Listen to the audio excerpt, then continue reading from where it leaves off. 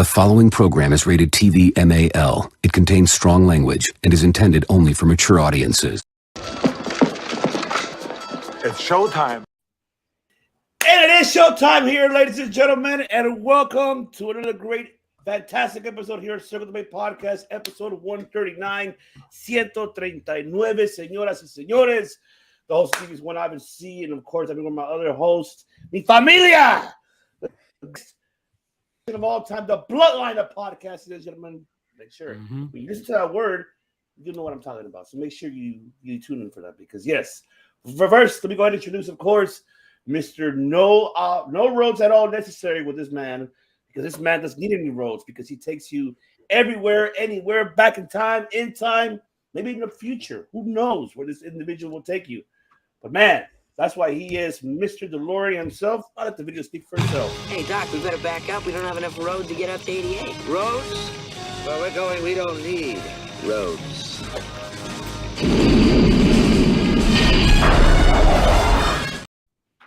You don't need any roads where this man takes you, ladies and gentlemen. Word. Mike De Niro, ladies and gentlemen. No roads needed. You know what I mean? Circle debate. I love this shit.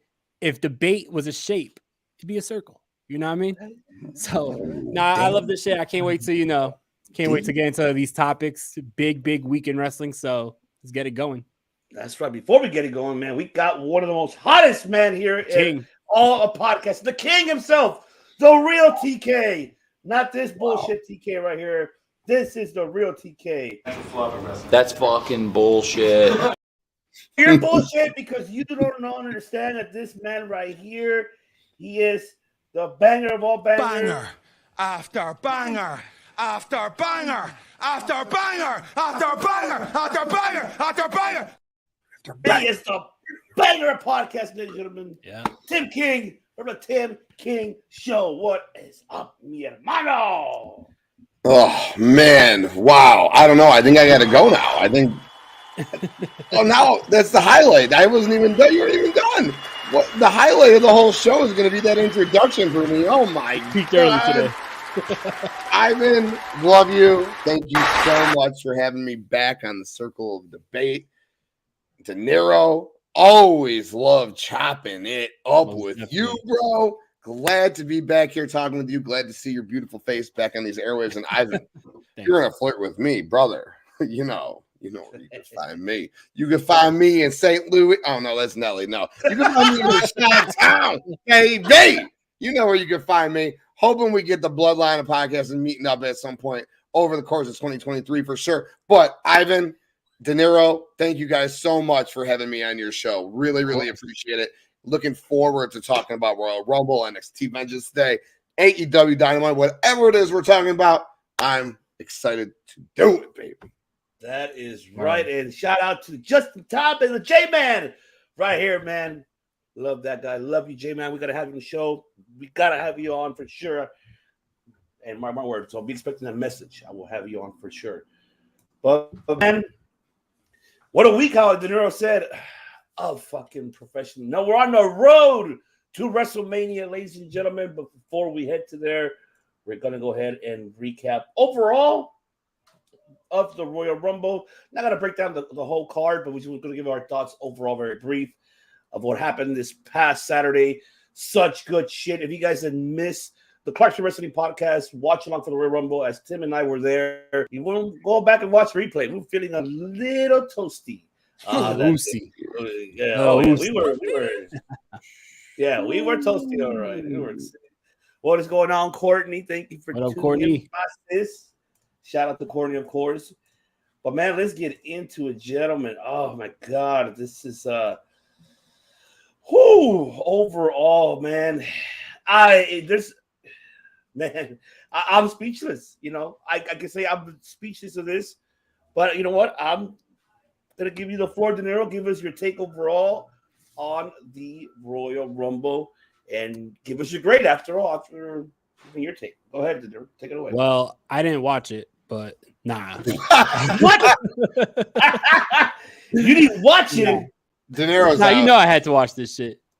I had to watch this. Yeah, this was an amazing pay-per-view. I don't know if, PLE, I don't know if anybody could hate on anything on this shit. You know, even the matches that people were hating on, I enjoyed. Like I love the lights out match or whatever it was called, the pitch black match. I was feeling Bianca Belair and Alexa Bliss. You know, that might have been the weakest match of the night, but that's saying nothing because every match was a fucking banger. And let's talk about the fucking 2 Royal Rumble matches. The men's Royal Rumble match, in my opinion, was one of the best men's Royal Rumble matches in a very long time. You know, I feel like they always they rely too heavy on special guest appearances and part-timers in the Royal Rumbles the last couple of years. I was really interested to see the first Royal Rumble under Triple H's regime. And, you know, I think that it was a success, especially having someone like Gunther go from number 1 and then go all the way to the end and last something like 75 minutes or some shit. Like amazing performance. Great to see Cody back. I really enjoyed it. The women's Royal Rumble match was also fucking amazing. I really enjoyed that shit too. Great Royal Rumbles. Both of those matches could have held this whole show alone. They didn't even need that main event, but that main event between Roman Reigns and Kevin Owens was so fucking good that it just put this pay-per-view over the top. Amazing storytelling at the end. You know, am I wrong to say, even though it's my opinion, right? But I want to know if you guys think the same thing. Am I wrong to say that the Bloodline storyline may be the most intricate and most intriguing storyline in professional wrestling history at this point? There's been so many twists and turns, so many things that we did not expect, so much drama that gets you really pulled into whatever is going on with the Bloodline. I feel like the last 3 years, whatever Roman Reigns and the Bloodline is doing has been just must-watch TV. And at this point, this shit might be the greatest story in professional wrestling. Like, I know everyone's going to say, oh, what about McMahon and Austin? What about this and that? But McMahon and Austin was very cut and dry. It's the fucking Rebel versus the Boss. You know what I mean? Never has there been a storyline with this much like intricacy, with this much attention to detail. I feel like this is like, fuck wrestling. This is one of the best storylines going on in shows right now, like in TV. So I don't know. It's just so bro. Yeah, exactly. And that's how I feel. Like I feel like this was an amazing pay-per-view before we even got to that moment with Sami Zayn hitting Roman Reigns with the chair. But once we got that, it was like over the top. You know what I mean? Show of the year so far. Only January. Show of the year so far. No, I definitely enjoyed it. Awesome. Yeah, awesome. TK, floor is yours, my brother. Wow, man. I just talked about this for an hour and a half on the Tim King show. Go and check it out on YouTube. I probably am going to spit for like another 90 minutes so you guys can... No, I'm just kidding. I'll try to keep this... I'll try to keep this short and concise. De Niro, I agree with pretty much everything you just said. You were spot on. Courtney in the chat, what's up? I give it an 8.5, you said. I'm with you, for sure. I give it a solid B+. I said earlier on the show, what up, Devin? Definitely throw my ones up for Devin for sure. Go and check out that watch along over on Clark Street Wrestling Podcast on YouTube. It was a great time. But I while we were live, I was like, it was an A+. It was an A+. You know, when you're doing a watch along, the show is always more fun. When I went back and watched it live, I called it a B+. Is that so bad? No, that's a good show. So overall, the show is a B+. The men's stuff, or the men's championship match, De Niro, like you said, I don't know if it's the best storyline of all time. It's definitely top 3 at very worst. I think the NWO thing's up there. The problem with the NWO thing is it got saturated and ruined over time. Had the NWO thing just maybe ran its course and the finger poke of doom never happened before that Monday Night Raw 1999, like, you know, horrible. Maybe it was the NWO. But dude, you're right. The way it started with Roman and Jay and Jimmy coming in injured and Jay protecting Jimmy, and then just Roman and the Usos running the divisions, the world title division and the tag division, and everything Paul Heyman has done to elevate Roman Reigns over the past 3 years. Everything, the way he looks at that man, everything, and the way Roman just represents himself, the way he wrestles, the way, dude, did you watch? He's been on Kimmel or Fallon. I'm so sorry. He's been on Fallon 3 times over the past 3 years. All right. Go and look at it every single year, how much he progresses representing himself, not only as Roman Reigns, but as Joe. All right. This man just represented himself so well as Joe and Roman on this show. And he does it every single time he presents himself on the microphone, every single time he does it in the ring. And this was no exception. When he smashed KO's head against those stairs twice, it made me think like he was killing that man because he wanted to kill that man. And then everything after, all right, everything after that happened with the beatdown and the way Jimmy beat him down, and the way Solo did his thing, and then the way Roman was going to smash, and then Sammy says no, and then, you know, Sammy finally got Roman. You know, that was the story. And when Sammy made it pop, the whole arena popped, dude. It was the loudest thing. The roof would have exploded fucking out of Texas, dude. It was crazy, that pop. I can't remember a pop that loud. Like, and that's a huge stadium that popped. Like, everyone at the stadium, oh, nasty, dude. And then you knew the beatdown. I mean, the way Jay sold it, like, what the fuck? Jimmy instantly hitting the super kick, dude, and then just going off. Like, what the fuck? And Roman, dude. Roman sold it the same. Like, Roman. All right, dude. World class. Give them all an Emmy. Like Devin said, they need Emmys for this shit, man. Emmys. Can't wait to see where the story goes. I'm gonna try to be as quick as I can about the rest of the show. Men's Royal Rumble was absolutely awesome. Gunther getting 71 minutes and 35 seconds was fucking sick, dude. Plus the Banger Bros were amazing. Drew and Sheamus took on all comers. Anyone who came in the ring, they put their shoulders side by side. One was gonna get eliminated. They saved the other one. They fought everyone. Brock came out. They laughed and said, we would have been scared of you years ago, bitch. No, you're coming out on the Banger Bros time, dude. Speaking of Brock, how about Brock's entrance and the way McAfee sold the hell out of it, dude? Brock, dude, it was amazing. And then Bobby, the way Bobby took care of it, and we'll talk about it, dude. The Men's Rumble was great. And Cody had to get 30 because he had to get the entrance. If Cody wasn't getting first for the entrance, it had to be 30. And then you get the match between Gunther and Cody. Loved every second of it. Women's Rumble picked up at the 15th spot when Becky came out. I did enjoy the match itself. Damage Control was awesome in it, and Mommy was great. The 1995 throwback, though, and I said it 100 times on the watch along. I'm sure you can go see it. But the 1995 Women's Rumble, or the Men's Rumble throwback, HBK, British Bulldog 1 and 2, Liv and Rhea and Liv 1 and 2. And the ending, like Devin said in our chat earlier, on the apron with the 3 women and the fucking leg spot with Rhea on the Liv. Fantastic. And we'll talk about everything else. Love it. I love it, man. I mean, you guys hit it out of the ballpark here. I mean, for me, the only thing I would just add into this is one thing I will say. We are spoiled pro wrestling fans. So one thing I want to, you know, I believe I said it on the watch along, but I'll go ahead and probably say it again. One thing is, we were expecting surprises in the Men's Rumble. Like, oh, major surprises. Maybe we were expecting, you know, like a New Japan person or anybody outside of WWE. The only person we got was Booker T, which is fine. You know, he's part of the roster. He's a commentator. Fine. That spinning Rooney was dope, though. Oh, yeah. Oh, absolutely. Yeah, he still got it. Definitely he's still and the crowd popped. Hell yeah. Oh, my God, yes. And you know, what I like about this Rumble itself, both of them, but that they really focus more on the roster. And that's what I did like. I did enjoy. I got to give kudos to Papa H, because the more he focused more on his main roster than being worried about getting other surprises and giving more opportunity to his roster that he currently has. And I will, you know, commend Papa H for that. On the men's side, I enjoyed that. That we didn't get it. We got more focus on the, you know, on the stars. What I did love was, who was the last 4 in the Rumble? We had Cody, we had Gunther, and I believe Logan Paul and Seth. Right? Yes. Yep. This is what I like. We are looking at the future of within the next 5 years of WWE. Gunther may be one of them. Nobody expected Gunther to last this long. I think none of us did. But from being number 1 to be being one of the last 2 with Cody and putting in match, it's incredible. It was fucking fantastic. It was good shit.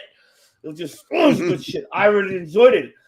And that's the one thing I realized, that you have these 4 guys who are potentially are the future, who could, you know, for the WWE could be the next face for it. And I like that. We're seeing that.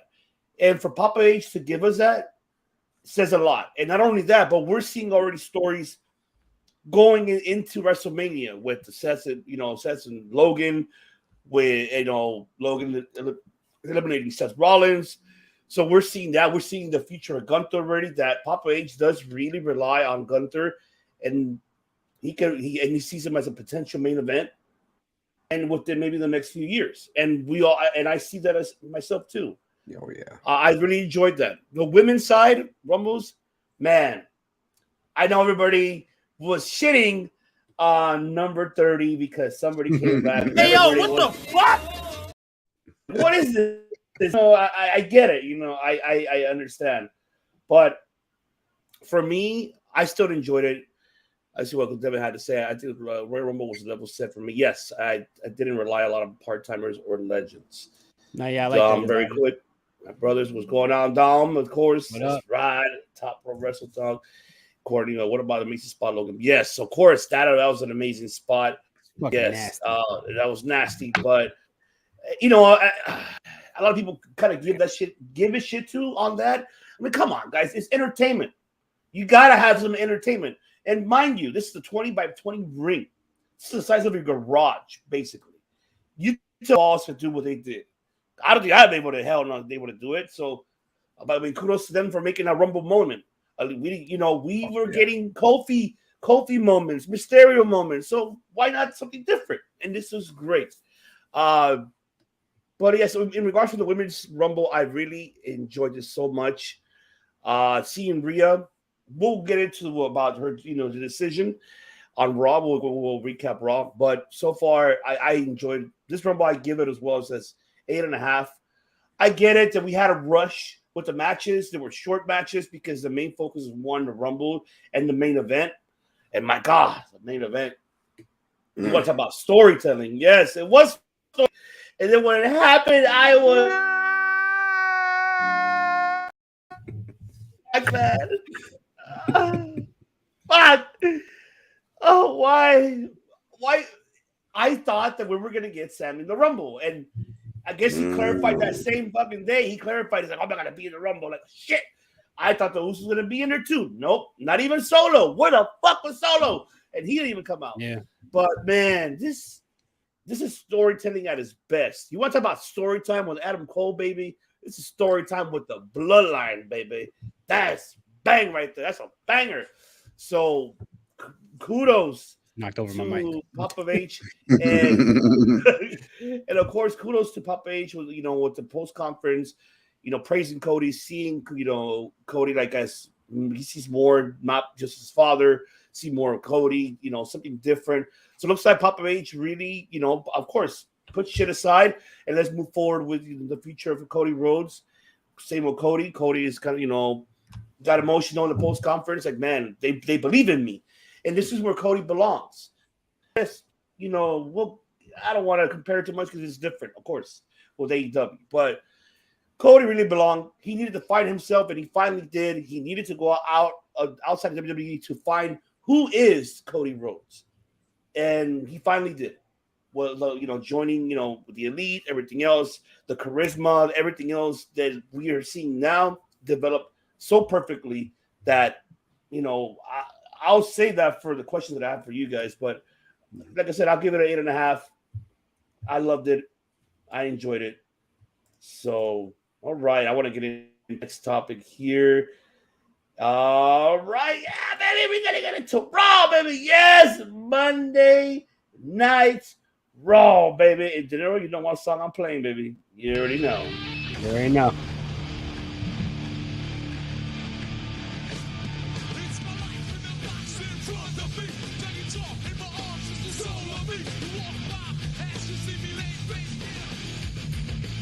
That's right, baby. That's right. Yes.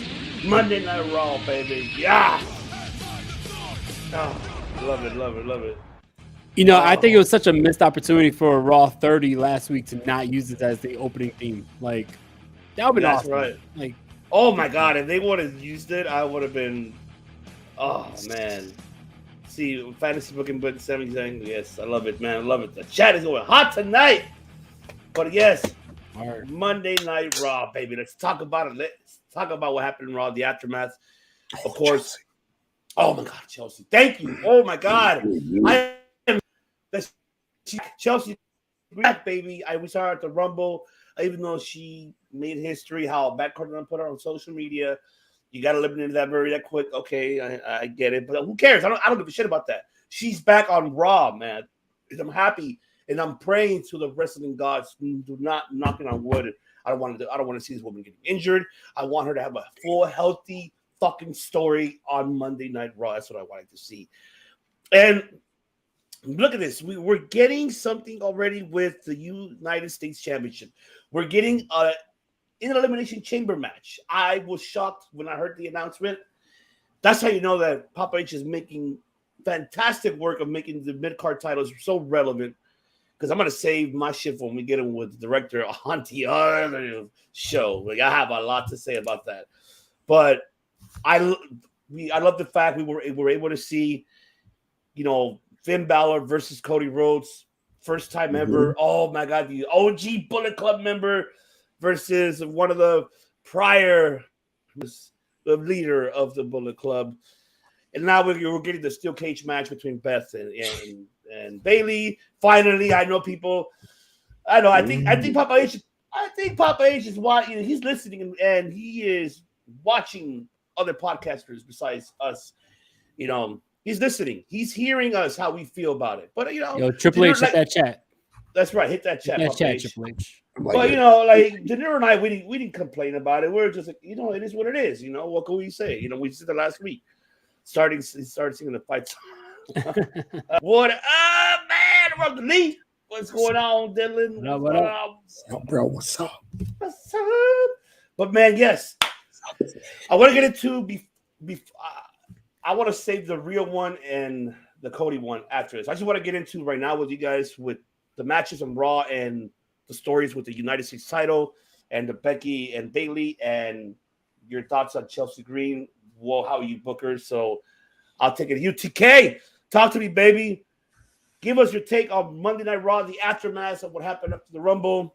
Were you happy to see Finn, Cody? Were you happy to see Chelsea back? How would you book her? What's next for her? Are you excited for the Elimination Chamber for the United States title?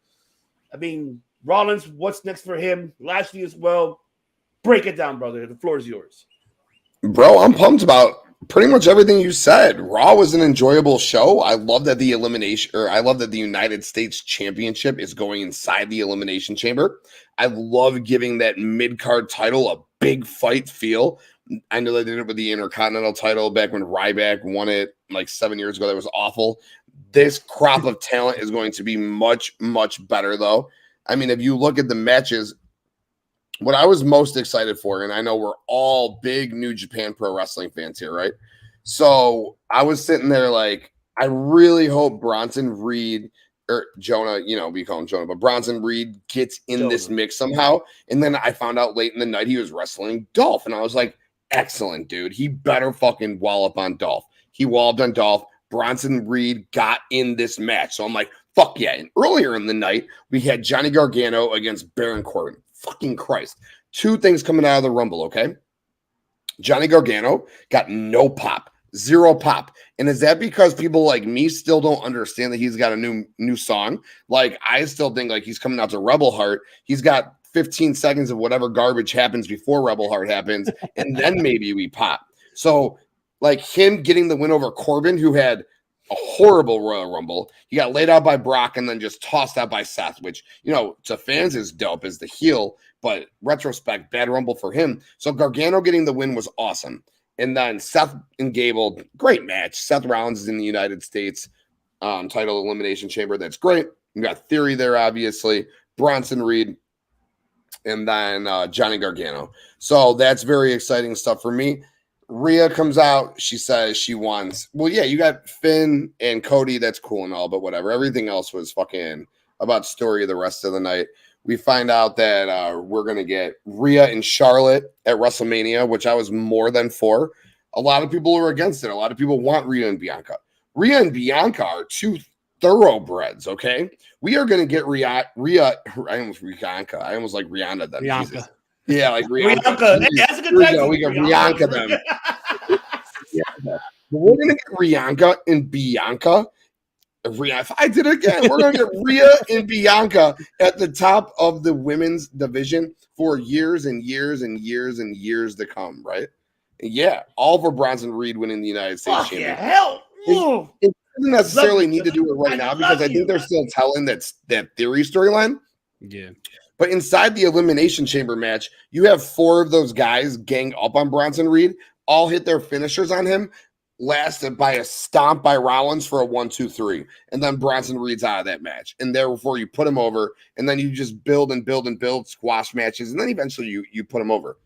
But Rhea choosing Charlotte is great because you're going to have Rhea and Bianca at the top of the women's division forever. So you have Rhea go back, get her win back over Charlotte, show she is the dominant force, and maybe Bianca keeps her title, which we found out will be defended in an Elimination Chamber. You got Asuka, you got Liv, you got Raquel, and you got Nikki Cross fighting it out inside of an Elimination Chamber match.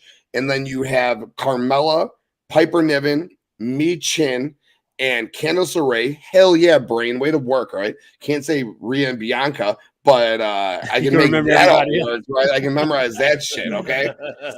Winner of that match will be entered into this match, and then you still have a last spot. So I'm really, really excited for that, and I think it's going to be Asuka or Liv. I think the new badass Asuka with the face paint and the continuation of the mist she was using versus Bianca at WrestleMania would be awesome. Cody and Finn tore it up.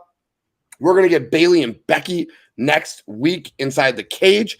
I was saying on the show earlier, I really hope that match goes until we somehow push that until WrestleMania. Like Becky and Bayley need to finish at WrestleMania. I don't know how we get there, but we need to get there. And the question you asked about Bobby Brock 3, 20 minutes, slobber knocker, let's go. And Chelsea Green, lead toxic attraction on the main roster. It's perfect. She is a dime plus 99. Let's go. All right. Oh, man. A dime plus 99, and it's a shame you don't know your worth. I love it when you talk. I could get down a little with the R&B. Yes, I can tell. Yes, I know. We're getting down on the watch along. One of the aftermaths, right? It's a shame. It's a little Mario? Yeah, it is. Love it, man. Yeah. Love it. Hell yeah. Hell yes. That's right. Bringing it back. Hey. Yeah. Hell yeah. There you go. That's right. De Niro. Break it down for me, brother. I mean, shit, like Tim said it all. Like everything that he said, I'm right there with. Like everything on this Raw was really good. I think it was a great follow-up after the Royal Rumble, especially with the Cody promo to start it out. Really good promo. Now it's clear. We all knew we were going Cody versus Roman after he won the Royal Rumble. But I want to talk. I know we're probably going to talk about all this later, but I think that it's intriguing because right now, I wonder who fans want more. Like, do they want Cody versus Roman at the Rumble, at Mania, or do they want Roman versus Sammy at Mania? Because Sammy is so over right now that I feel like you could main event Mania with Sammy and Roman, and you would get that feel-good story if Sammy wins the title.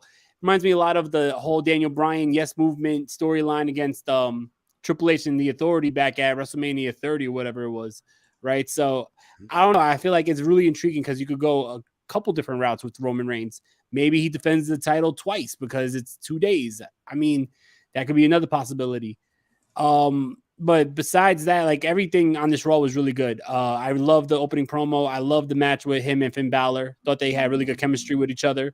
Love to see Edge chasing the Judgment Day all the way up the rafters and shit. Like he wants his revenge. Hopefully the rumors are true and we get Hell in the Cell between Finn Balor and Edge at WrestleMania. That would be insane. The qualifier matches for the Elimination Chamber were great. Definitely awesome to see Bronson Reed get his victory, go against Dolph Ziggler. Thought they had a really nice little matchup. Chad Gable and Seth Rollins was a really good matchup. People sleep on Chad Gable, man. Chad Gable is a fucking stud, and he makes everybody he wrestles look like $1 million. The guy is like, not just because of the Olympic background, but the guy definitely reminds me of like a young 2001 Kurt Angle. He has everything. Like he could do the comedy, but he also is a fucking monster in the ring. When he pulls out that fucking rolling chaos theory, insane. Like I seen him do that shit on. He did that shit on Baron Corbin in NXT. Like it doesn't matter. Like he has that strength to do it on bigger wrestlers too. So I think that like he is a huge star that people sleep on. Like he's a good hand. People are going to see that, whoever he's in the ring with, he can make look like $1 million. Love the whole. What was it called? The MVP. What does he call his little talk show? MVP Lounge. MVP Lounge. Yeah. The lounge, right? I love the shit. The segment with Austin Theory, definitely teasing a return of the Hurt Business. I think that is dope. But Austin Theory and Bobby Lashley are on a collision course, and then you also have to factor in Brock Lesnar with that. So it's going to be awesome. I like the little promo with Seth Rollins in the back teasing that we might get Seth Rollins versus Logan Paul at Mania. You know, Mania is about like another 50 days away, and we were definitely setting the table nicely for the road to WrestleMania. Like, not just announcing the two title matches, but giving like the little hints and teases to what we may see.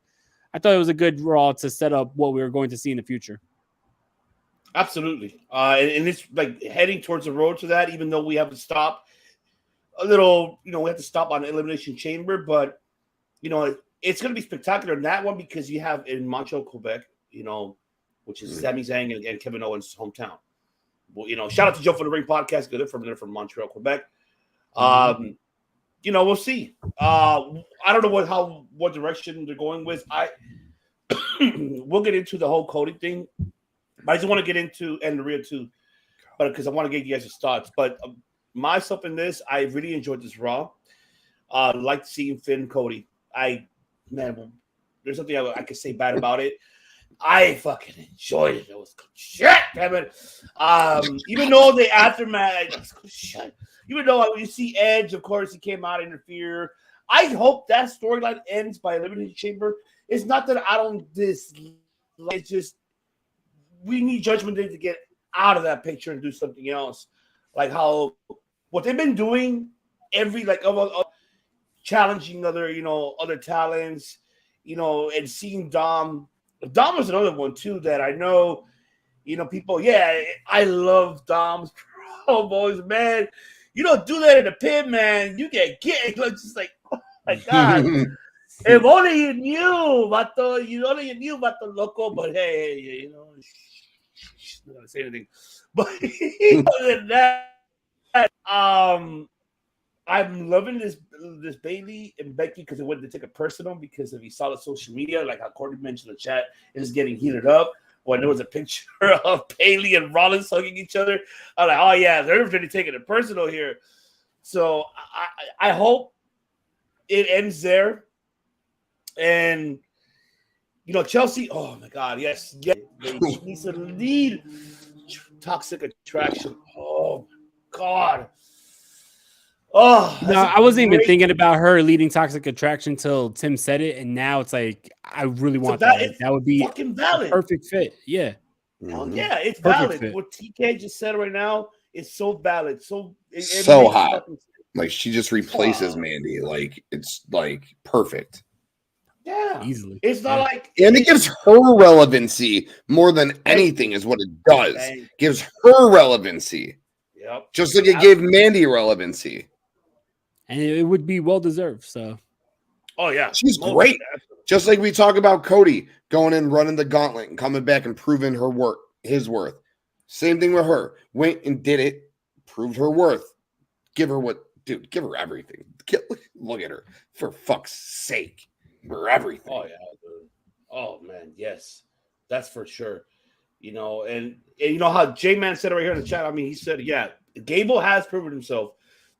And, we might see eventually down the road, we might see them turning faces.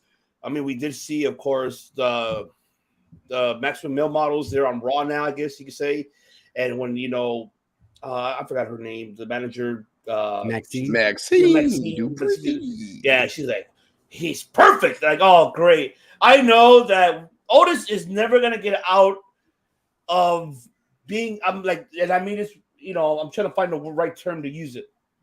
But it's always like, they always use Otis, like, and for funny segments or a funny role, nothing really serious. I thought the seriousness, what Gable did to him, impressed me. I think that's something that we needed to see because throughout all this time, we saw more like a joke, and like I said, I'm not disrespecting Otis, and I'm talking about character-wise. And I feel that and I hope they don't leave it alone. If we see them feuding, I'm okay with that because now we're seeing the transitioning of Gable and Otis going face. And of course, the whole fans are like, shoot. Everybody is loving it anyways. I'm enjoying it. Who is it? So we'll see what happens with Otis and Gable. But J-Man made a good valid point. I think Gable is ready for a mid-card title as an individual. Yeah. Fuck it. He has been for a while too. Yeah. I got some crazy quick fantasy booking that I would do. Is I would just, as much as I love Maximum Male Models, I would just get rid of them. I would put Maxine with Otis and then turn Gable face and still keep Otis heel with Maxine. And then eventually at Judgment Day, when they're done doing whatever at WrestleMania, feud with Gable. Gable brings up fucking Creed Brothers, and we get Gable and Creed Brothers against Judgment Day. Sign me up. I can keep going. Deep show. All right, so if Triple H is watching, right? Oh, I hope so. Such good shit. Signs him. We got to write that shit. Book it, baby. My nipples hard, damn it. You're making my nipples hard, damn it. I know. Jesus. You're making Ivan's nipples hard. Come on. Damn it. I do that naturally. So I'm like doing it extra right now, baby. But right, man, Gable with the that'll be fire. That'll be fire. No, man, I mean, fuck the whole diamond mine. Like, my God, man. What's a diamond mine? Exactly. Like, put that motherfucker. Yeah, the Creed brothers are fucking nasty. Like, they're going to be huge stars, and you put them with Gable, insane. Absolutely, I would love that. Totally agree, man. I would love that. Hell yeah! But yeah, I enjoyed this Raw. We'll see. Now, yeah, I wanted to get into this question, and I know you mentioned it, Tim, but I want you a little more for the details with it in this Rhea. Thoughts of Rhea choosing Charlotte instead of Bianca. Was this really a good, bad decision? I mean, I know a lot of us fans wanted to Rhea and Bianca, how you mentioned earlier. I think this is the right decision because, I actually know what I'll save myself. And I apologize. Take it away, TK. Give us more details. Was this a good move? Was this a bad move? Break it down, brother. Saving yourself, huh? No, I'm just kidding. I have to say that. You couldn't go wrong either way. So her choosing Bianca would have been fire because it's what we all wanted, and we get two thoroughbreds in their prime going at it. Or her choosing Charlotte and getting that win she didn't get 2 years ago when we all thought she was going to get the win in all white. Let's go. Let's do it. Rhea, go beat Charlotte and let's make it happen. And then maybe at Mania 40 when we're all together in Philadelphia. Oh, I'm digging it, Courtney. Thank you. But maybe at Mania 40 when we're all together in Philadelphia, maybe Rhea and Bianca is the two women at top of their game. They fucking go and do their thing. All right. We got plenty of time for those two to do their thing. Mm-hmm. Rhea, go and slay, go and conquer Charlotte. You remember the dirt sheets, and mind you, a lot of times, as much as we hate on the dirt sheets, they're not wrong, so to speak, a lot of times, okay? So the dirt sheets were reporting that they wanted Ronda and Rhea. Well, that's only because they wanted to move, in my opinion, and of course, I'm a nobody. I always say this. I'm a nobody. My humble opinion, I think that wait a minute. You are somebody, okay? You're somebody to me. You're somebody to all of us. So you don't ever say that. Ever. I appreciate it. You mean something for all of us that are watching, that are listening, the world. You mean to us a lot. Well, you either recognize who you are or get out of here. That's right. Well, I don't have a fucking console, and I'm not backstage, so I can't book this shit. All right. Hey, I'm not backstage, but shit, we predict shit, and we always get it right. You're not wrong. I'm backstage. You're not wrong. But they said that they wanted it to be Ronda and Rhea, which makes no sense, but only makes sense because Dom is going to come and take on Ray, who is exclusively traded to the SmackDown brand. But does Rhea and Ronda make sense at all? No. Hell no. What makes sense? Bring the Queen back. Rhea, the Queen, WrestleMania. Charlotte said when she showed up, she didn't even have her gear. She didn't even know she was wrestling, let alone winning another title. Rhea, Charlotte, win that damn belt. Bianca, on the other hand, I don't know, Ivan, if you're going to ask that question where we're going to go from here. I don't know. Bianca, Asuka, Liv, either way, sign me up. maybe it's a we don't know the sixth person coming back. Maybe it's a Naomi coming back and we can get a fucking heel Naomi coming just like and wrecking her shit. I don't think so. I think the person winning is already announced. I think it's going to be Asuka or Liv. Most likely Asuka, the new face paint, the fucking, she got like a, like, I don't mean like she like lost weight because she didn't need to lose weight, but it looks like she like her like aesthetics, like she dropped like a quick 10 and she fucking like her cut her hair a little bit. So she's got like this like different like face structure a little bit. Damn, I think it's gonna be Asuka and Bianca, and I can't fucking wait, dude. She's gonna unleash some fury, and she too. Remember, Charlotte fucked her and got that win over her, and hell yeah, I'll say Kana all day. Kana, absolutely. Remember, Charlotte not only did Rhea dirty, but Charlotte did Asuka dirty when she ruined Asuka's undefeated streak. So I think both, we'll call it Kana and Rhea, get their WrestleMania moments this year. Big victories, big title wins. That's what I look forward to out of the women's division. Becky and Bayley in a tag team title match. 4 matches out of 14. Let's go. Oh, sexy. Love it. De Niro, take it away, brother. Initially, when Rhea Ripley made her announcement, I was a little disappointed just because I remember the moment at War Games when she went face to face with Bianca, and I was like, that's going to be a perfect WrestleMania match, right? But then I started thinking, I remember before Rhea Ripley faced Charlotte at that Mania in front of nobody.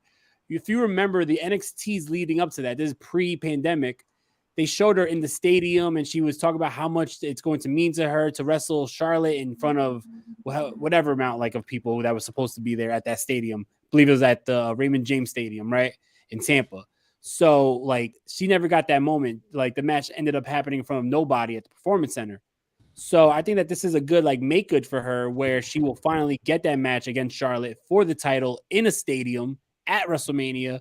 So I think that it's actually like a nice like way to give that back to Rhea because that was taken away from her because of the pandemic. So when I remembered that, I was like, yeah, you know what? I have no problem with her and Charlotte. Every time they face each other, it's a fucking banger. So I'm not mad. I don't think it's going to be, it's not like if she picked Bianca Belair, it was going to be a better matchup. Both matchups would have been fucking amazing. So you're not going to sacrifice the match quality. So why not, you know, give her moment in a stadium against Charlotte for the title. I'm all for it. And then, yeah, like I totally agree. Also, I think that Asuka will be an amazing opponent for Bianca. I think especially because we've seen Bianca teaming up with Alexa and Asuka in the last couple months. And then she faced Alexa. Now it'll be only right for her to face Asuka. And then that matchup screams WrestleMania quality. So why not have Asuka win that Elimination Chamber, go against Bianca Belair? It's going to be fire. So I'm with that. Love it. Love it. Absolutely. I mean, you guys really made valid points. I really can. There's no debate for me on this one. And it makes more valid the fact that I mentioned that Rhea never got her moment with Charlotte in the live crowd. It was more in the pandemic, even though she lost the NXT title, which, you know, I debated about that when there was no reason for her to lose. That was just, you know, that's just my opinion. But yeah, I'm hoping this could be a great redemption for Rhea, especially here in Los Angeles. How Steve Austin would say it. But I'm hoping that, you know, Rhea this is her moment. This is her time. This is Rhea's time. She deserves to have it. If you want Charlotte to break her father's record, she needs to lose the title. She needs to lose the belt. I can't wait to see how this story develops. You know, I can't wait for SmackDown to see how that's going to develop. I want to hear Charlotte's thoughts. I want to hear how this is going to develop now.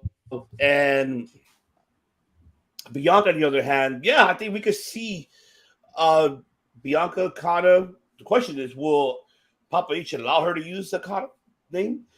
Another personality. Look, I am no longer Asuka. I am Kana. And they're like, oh, there you go. We got the other personality that we wanted to see. Nobody's ready for Kana. I mean, you know, nobody's ready for Kana. So, I mean, we have to wait and see how that turns out to be. If it's Ronda, because we've seen Ronda on social media, she's working out, she's training. I see that. I mean, we know dirt sheets. We don't, but I'm not believing them. I'm sitting down for the ride. I want to enjoy the ride and be a wrestling fan more. But I'll give, of course, we're here to give our opinions, our predictions for it, our fantasy booking. That's what we all do as pro wrestling fans. So, I mean, shit, if it is, I'd rather see more Kana. I think Asuka needs her moment. In my opinion, she had the moment, how you mentioned TK De Niro on WrestleMania against Charlotte. I thought she was the one that was going to defeat Charlotte. Didn't happen. Broke my heart because she won the first Rumble and the first Women's Royal Rumble and did not win it. And then she lost to Rhea, of course, the couple years after that. That was more of a squash match, in my opinion. I feel bad for Asuka. Mm-hmm. She deserves better. And, and I think a lot of women in the roster deserves a lot better booking. But I don't know. But the mystery person,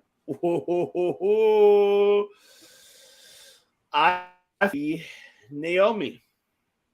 Could be Naomi. If Naomi wins and becomes the number one contender at Mania versus Bianca, I would not be mad about that. I would not be mad. That's a rough first match back, though. Like, talk about ring rust, and then you're going to be coming back in an elimination chamber. It's a rough first match. Oh, yeah, I know. Very true. But hey, the crowd will be livid. I'm not saying I don't want to see it. I'm just saying for her sake, she's going, she's going to be feeling that a lot more than the other women in that match. Mm-hmm. And if there, what's going on? Nick, I love you, Nick. Let's see what we're going to challenge. Love Nick. Might challenge someone to flip the top. Never, yeah, that could be this case too. Courtney said, bang up, mommy must win. Yes. Kana comes, yes. Kana, we get Asuka and her Kana Stardom days. Don't you guys, Ivan, don't you just think, though, that I brought Naomi up earlier and I was throwing the name out there, but don't you think if Naomi were to do anything, were to come back, she would have been the one to maybe come back and win the Royal Rumble and challenge Charlotte? Like, doesn't that story make more sense than Rhea to go after Bianca? Like, at this point, De Niro, I think you hit it on the head. Like, if we were doing like a PT or around the horn type show, I was hosting, I'd be dinging you when you said she wrestled Alexa a couple of times. Now it's Asuka's turn. They did that. They were the trios team or the 6-woman team for how long? That story was never ending. It was 5 months of that shit. So now, now she's back, better than ever, new character, NXT Asuka, Stardom, Kana. Let's go. I love it. No, I'm with you. I get it, but I'm just saying, like, if maybe it can. I know that makes more sense what you just mentioned, but for me, it'll be like, let's say Naomi was like, hell no, I'm gonna get my revenge from my girl Sasha since she lost the belt to her. I'm gonna get the revenge for her, and I'm gonna be the one taking the title from her. So that could be the she could use that as part of the story. She don't have to mention Sasha's Mercedes Monet's name because, of course, they won't allow her to. But you beat one of my best friends, my former tag team champion, and now come here for redemption, and you can develop it from there. I mean, I dig it. I could go with that. Let's say if Naomi is the mystery person in that elimination chamber, who knows? Both stories make sense. Yeah. Both of them makes absolute sense. I like you guys. That really makes more sense. But mine wouldn't make no sense because I want Liv Morgan to win just because I like Liv Morgan. So I know. But De Niro would make sense because you built Liv basically over the past year where she tried to chase Bianca. She lost her multiple times. She won the world title on SmackDown. She beat Ronda. That makes sense twice. She finally lost to Ronda. She was the last person eliminated in the Royal Rumble match. And what does history tell us is the last person eliminated other than Santino, generally speaking, a challenge for the other title. So, De Niro, no, bro. I guess it makes sense. To Nick's comment, the SmackDown woman might want to flip it. So maybe you combine those two theories and bada boom, how you do? How you do? I guess it makes sense then. Yes. Yeah. Thank you. Thank you. You Crash Bandicoot. You got me, Crash Bandicoot. So yes, if you don't like it, Oh, well, I don't know what the fuck he was talking about. I was talking about. I don't care either. I'm not even. I shouldn't even pay attention to that. Crash Bandicoot was one of my favorite games growing up. Don't fucking ruin the game for me, you fucking fuckboy. Yes. Fuck out of here. Now, biggest question now, gentlemen, is this: can this man be the next face of World Wrestling Entertainment? Does he have it? Can he do it?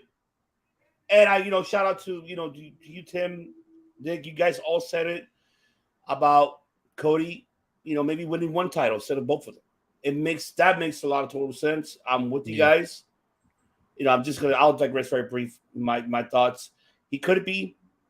However, like how you mentioned, De Niro, the effects with the whole Sammy is scary. Even though that Cody got his momentum, the crowd didn't boo him when he won the Rumble. And that's why I feel it made sense why they didn't put Sammy in the Rumble, because that would have killed the momentum that's right there for Cody. So it makes sense. That's why I love him. God, I love you, Papa H. I fucking love you. You know that Vince McMahon will do it. He's a help out. He's going there. Ha ha. He don't give a shit. He'll ruin the moment.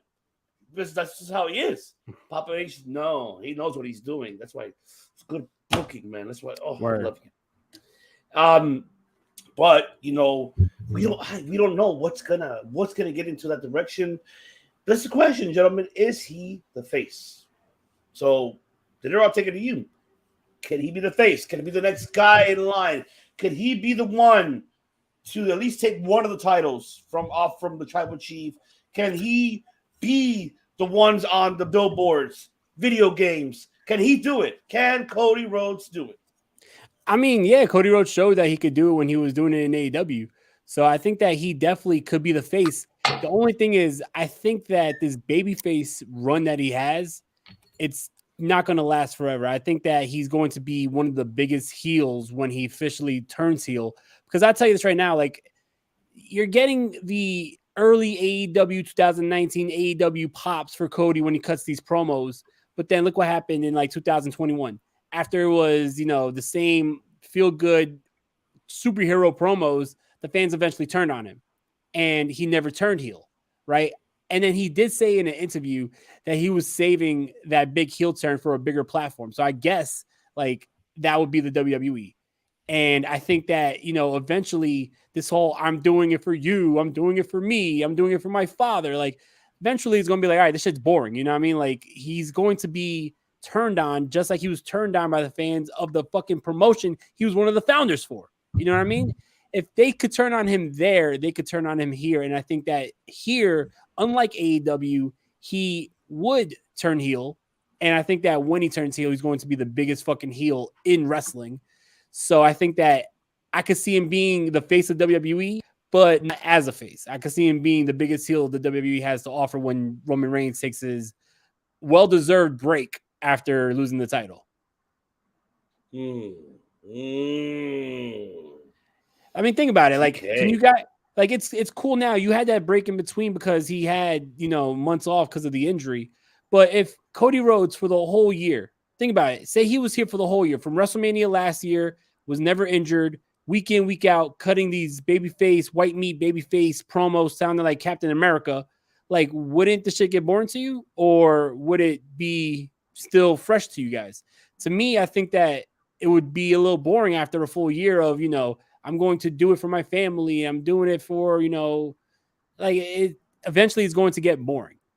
And I think that he's smart enough to know when to take the crowd and like put him on that roller coaster and fucking, switch it up on them. So I feel like, he's not going to be a babyface for long. To be honest, if I'm booking WrestleMania, I would do a double turn WrestleMania.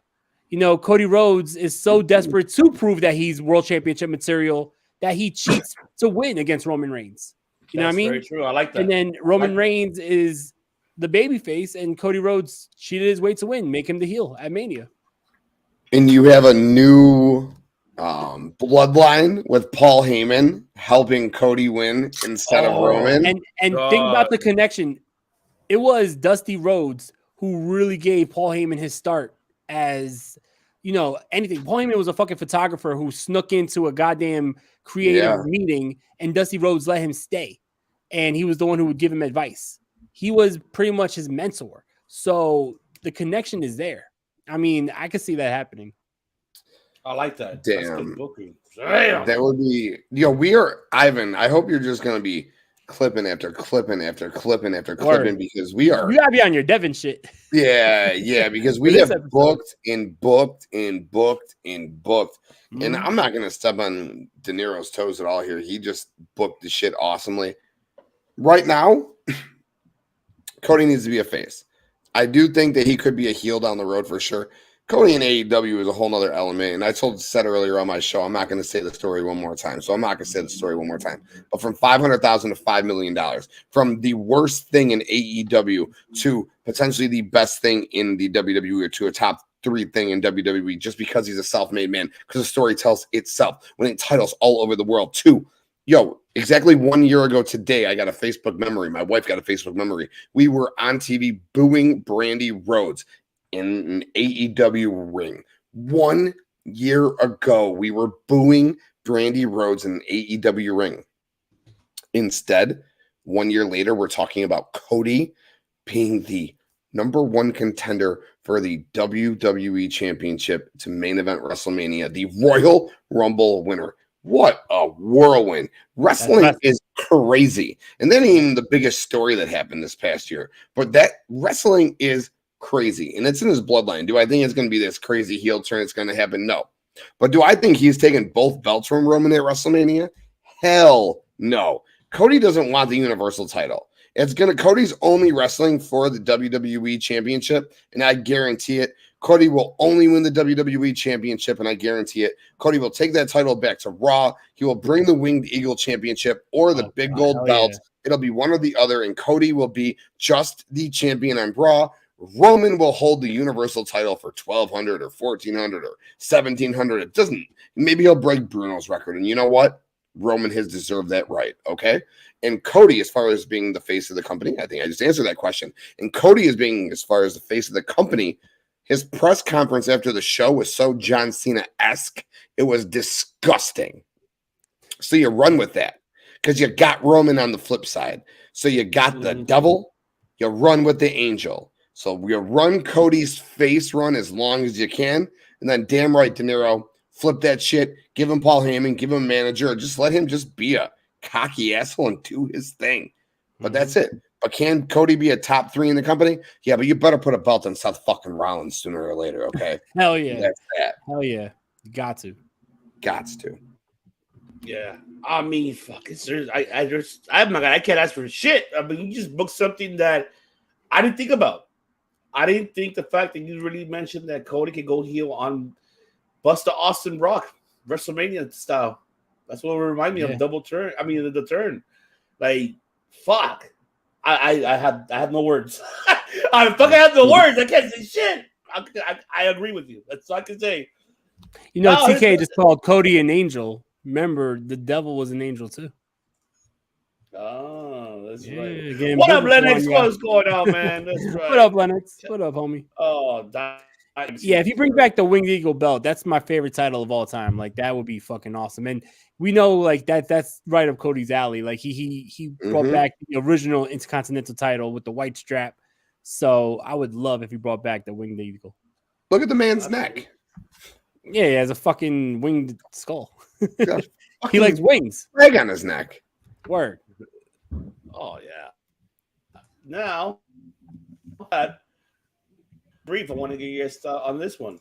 What about this individual? Can he be the face? Of course, we heard the interview that he had with Aaron Hawani. He asked him a question. Sammy, pretty much his answer is, I don't think so, because I'm not big and buff and meaty. I'm not that, he's not that guy. But we've seen this neither before. Was Brett or Sean. Neither was, exactly. And we've seen it before. The same with Brian Daniel, Brian Danielson the same. We've seen this situation happen before. Kevin Owens, another one who won the Universal title, and nobody thought he would be the face of WWE, and he ran with it. My opinion, I think he could be. Sammy could be with this storyline happening now.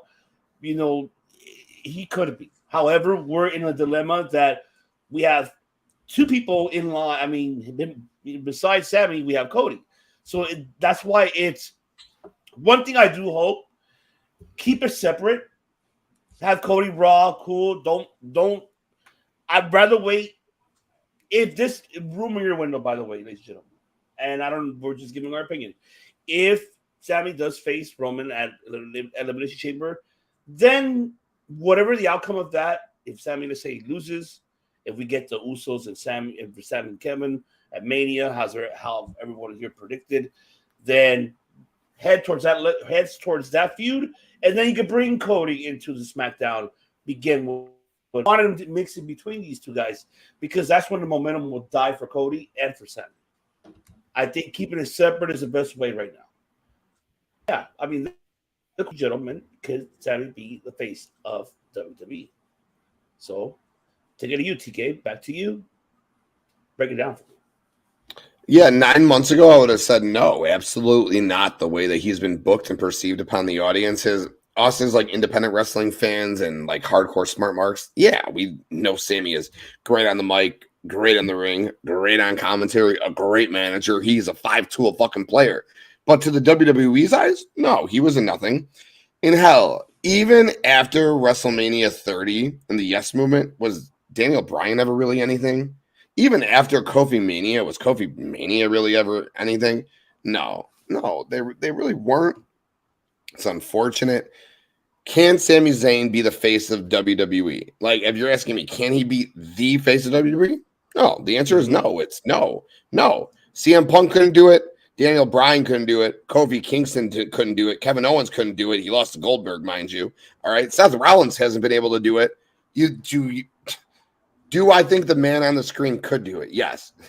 Do I think he could ever actually? No. Hell no. No. Play the motherfucking clip. No. Okay, I got you. No. No.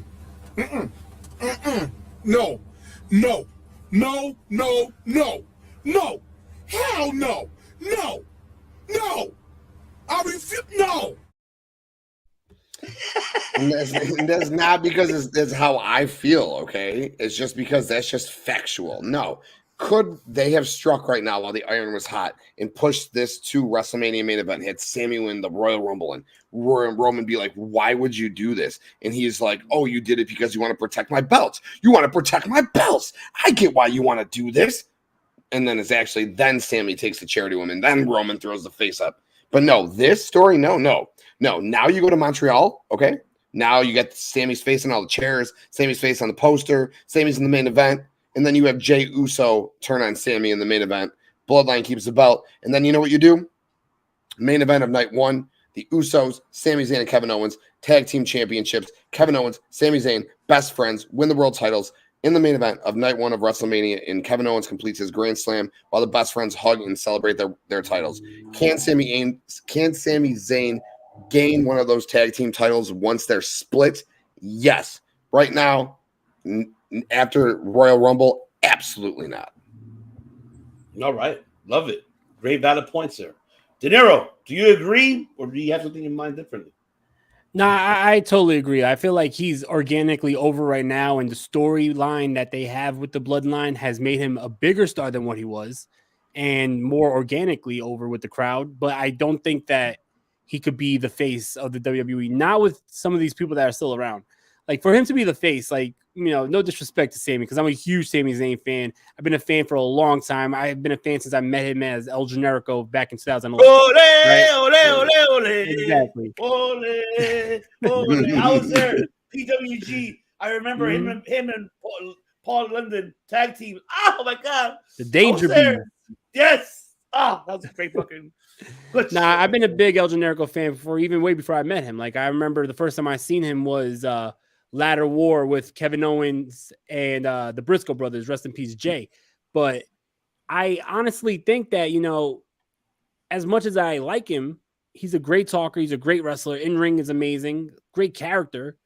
I just don't see him being the face when you got guys like Roman around, when you got guys like Seth around, when you have guys like Cody around. Like, it's I don't know, because you have like different tiers, right? You have the guys that are like, you know, internet darlings and like over with the crowd, but then you have the guys who could transcend into mainstream media, could go on Jimmy Kimmel, could go on Jimmy Fallon, could go on the Today Show. I don't see Sami Zayn as that guy. I mean, yeah, he could be, but I think that there's going to be some changes that need to be made. I don't think that he's that guy, not with the roster being as, stacked as it is right now. Even I would say, like, you have Roman, you have Cody, you have Seth, but even under there's still a couple more tiers before you get to Sami Zayn. You know what I mean? I don't think that Sami Zayn is right at that tier with Cody, Seth, Roman. I think right now, if you want to talk about faces, I would say those are the three. And then I would even put Bobby Lashley above Sami Zayn as well. I would put Drew McIntyre above Sami Zayn. Gunther, I would put him above Sami Zayn as well. So I think that that's no hate on Sami Zayn. I just don't see him as the face, but I see him as a key roster member. I think that he's a guy that WWE must keep for these type of storylines. Like, he shows that he could be a great character and he's great in the ring, but I don't think that he's going to ever be like the guy. You know what I mean? I don't see him as the John Cena, the Stone Cold, the Rock, but I do see him as, a huge integral piece to the roster, but just not the main guy on the roster. Awesome. Yeah. I mean, you guys have valid points. Like, there's no argument for me on that. But like I said, I mean, right now, Sami, I don't think at the moment he is not there yet to be the face. I think he needs more time, because I think if you put him, it will drop the ball on him. I think the crowd will die on him immediately. How, shout out to to Sir Mac over here from King and Smart Psychology. Love those guys, man. SoCal natives right here, man. Solomon PCW. But he made a valid point about Sami could be only 4 months. Yeah, it's for me. He could be he will have the momentum for at least that time, but it'll die out quick. I think it will. I think he needs to continue with Kevin. I feel that him and Kevin could be the next face of the tag team division. You want to work on fixing the tag team division on both rosters, have these two guys do it. We've seen these guys do it in Ring of Honor. They've made those Ring of Honor World Tag Team titles so much relevant. Like how you mentioned, him and versus the Briscoes and Kevin Steen. Man, just the matches that these guys have had overall. So I prefer to see. I'm with you guys. You guys really made valid points. There's nothing that can really add to it. So, man, awesome, guys. I love you guys' feedback on it, man. It's really good shit. It's good fucking shit. Yes. That's right. I'll tell you what, like, this is just, maybe the indie mark in me, but I feel like Sami Zayn is just now getting really over with the crowd, but I always felt like the El Generico character was so much more over with that audience than Sami Zayn was with the WWE audience. I feel like the El Generico character, even though he wasn't cutting promos, it was more, he had like comedy on some side, but the sympathy factor that he would get, especially in that 2010, 2011 era in Ring of Honor where Kevin Steen turned on him and you had the fight without honor and all that. Yep. And Kevin Steen was just, fucking destroying him at every sense you get. And you want to see El Generico get his revenge on Kevin Steen. I feel like that was the most over he was ever with the crowd, besides what we just saw at the Royal Rumble. And it's weird to think that you take the mask off, you have him being himself, you have him cutting promos, and he's not as connected with that crowd as he was when he had a mask on and only saying El Generico numero uno. You know what I mean? Like, he wasn't cutting promos. He was doing this broken Spanish shit that he was known for. But I think that, the sympathy factor that they had for that character in 2010, 2011 really got him over. And I'm hoping that that's what we got here with Roman Reigns, because now you're getting that sympathy factor. Like, how could Roman do this? How could Sami Zayn be put through this type of shit? Like, I think that we're going to be on that same level as we were in Ring of Honor, but it's going to be interesting to see if they can maintain that fanfare for him, especially, like I said, with everybody that they have on that roster. It's going to be easy to get lost in that shuffle. So I think that it is important to, keep him paired with Kevin Owens, have him dominate the tag division, instead of being a big fish a small fish in a huge pond. Like you could be a big fish in a small pond because right now the tag division is dope, but besides the Usos, if you put Sami Zayn and Kevin Owens back together, what team is better than fucking? I know that's Dean Nero, but like, what team is better than them? Like, they have chemistry, they have a long history with each other, they have a storied history with each other. So it's like, I don't know. I feel like they would obviously dominate that tag division. So I think that's a better role for Sami Zayn at this point. De Niro, just wait till another guy who's doing absolutely fucking nothing, again, who got no pop, as I said earlier, his tag team partner comes back from injury again. DIY, baby. They can do it too. Slam. Summer. Oh my God! You just booked something that could happen.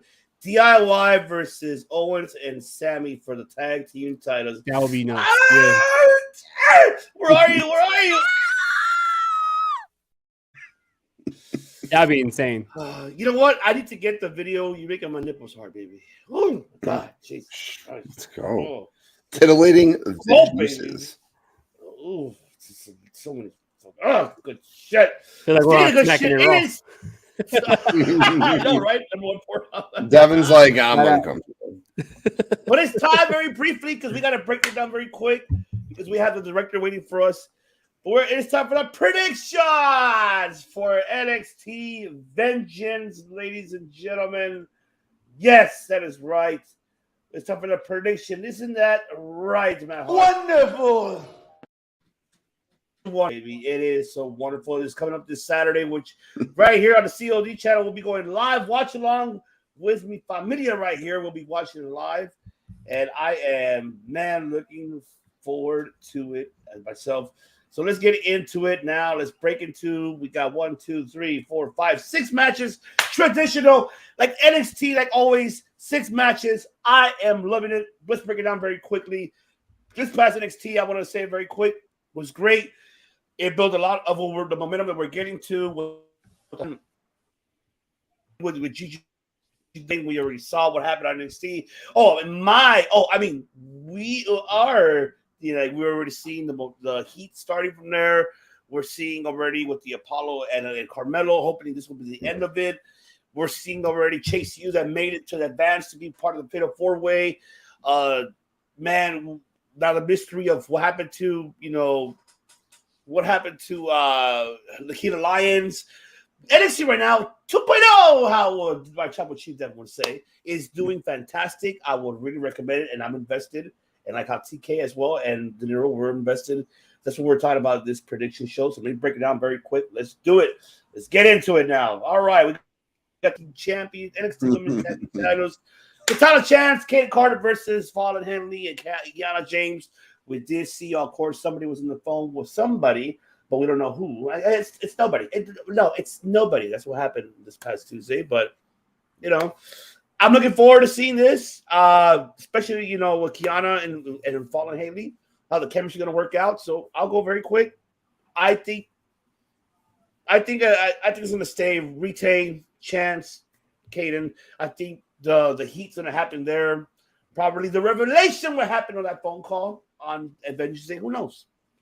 But yes, take TK. What do you got on this one? Yeah, first of all, it's a really unflattering picture of Fallon right there. She looks really rough, dude. I feel I don't know, man. I don't know about that one. But yeah, there's no way the champs are losing. Isla Dawn, Alba Fire, they're winning the tag belts at whatever NXT at Mania is going down. So no way the champs are losing. Nope. And I agree with that. I was going to say I would second that, but actually I would third that because both of you both said it. I think Katana Chance and Kaden Carter are definitely going to be retaining here. All right, there you go. All right, let's move on into the next one. Of course, this is going to be the ending, of course, with this feud.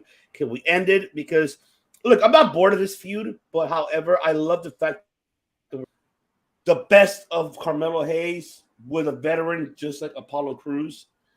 I like it.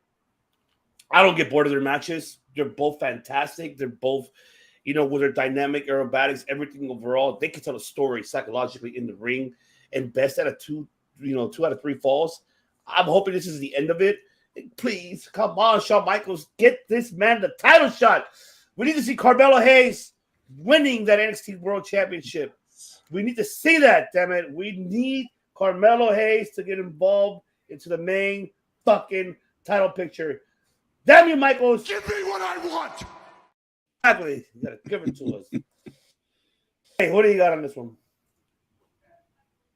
Yeah, bro. Apollo Crews basically has went from an enhancement or from an Intercontinental Champion at WrestleMania to an enhancement tail in NXT, and all he's doing is enhancing Carmelo, and I'm with it. Enhance him, push him to the main event. He didn't need to be pushed. He could have easily won the match. Waller won, but I forget the name of the that crazy dope ass match. But I get why you pushed it off and do this Waller feud, filler feud. Carmelo Hayes, Braun Breaker, NXT WrestleMania. Melo is money, beats Braun. Let's fucking go. Let's fucking go. Go.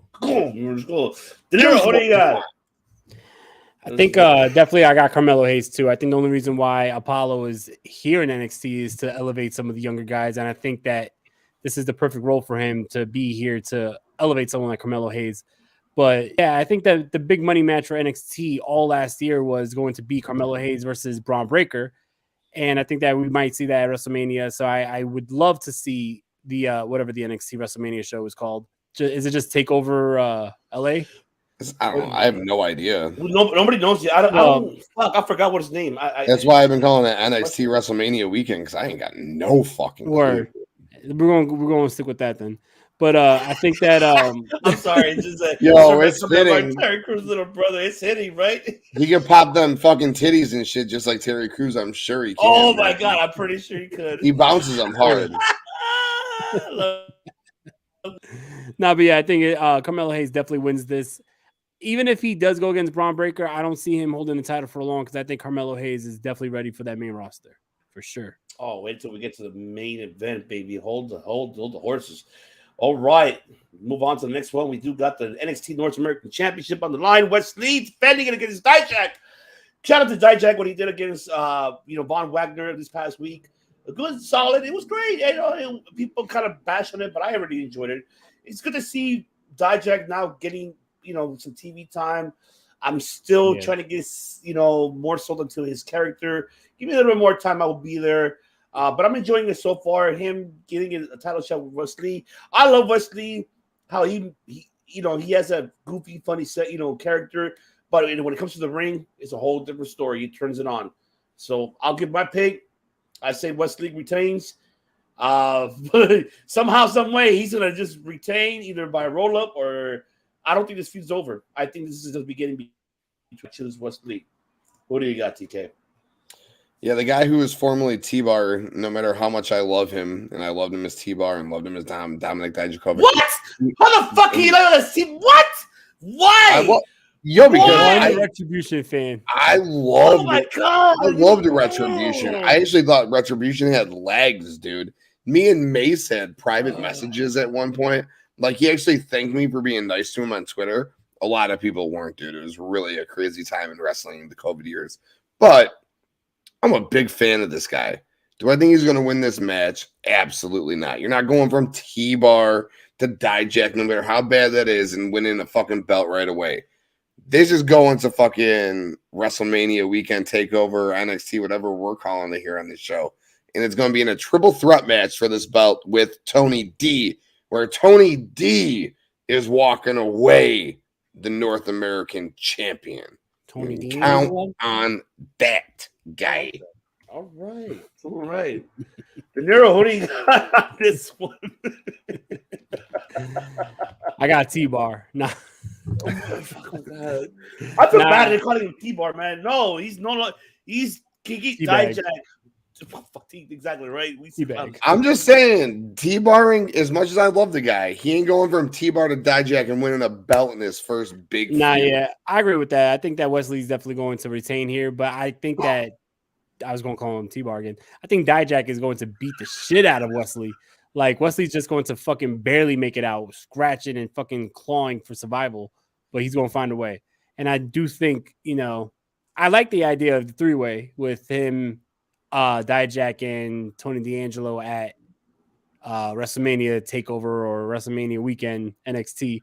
But definitely, I think that Wesley, being that he just won that title not too long ago, he still has a lot more legs left on this fucking title run. So even though he's outsized, outmatched, out fucking powered by Dijak, he showed that he could get out of situations in the past. So okay.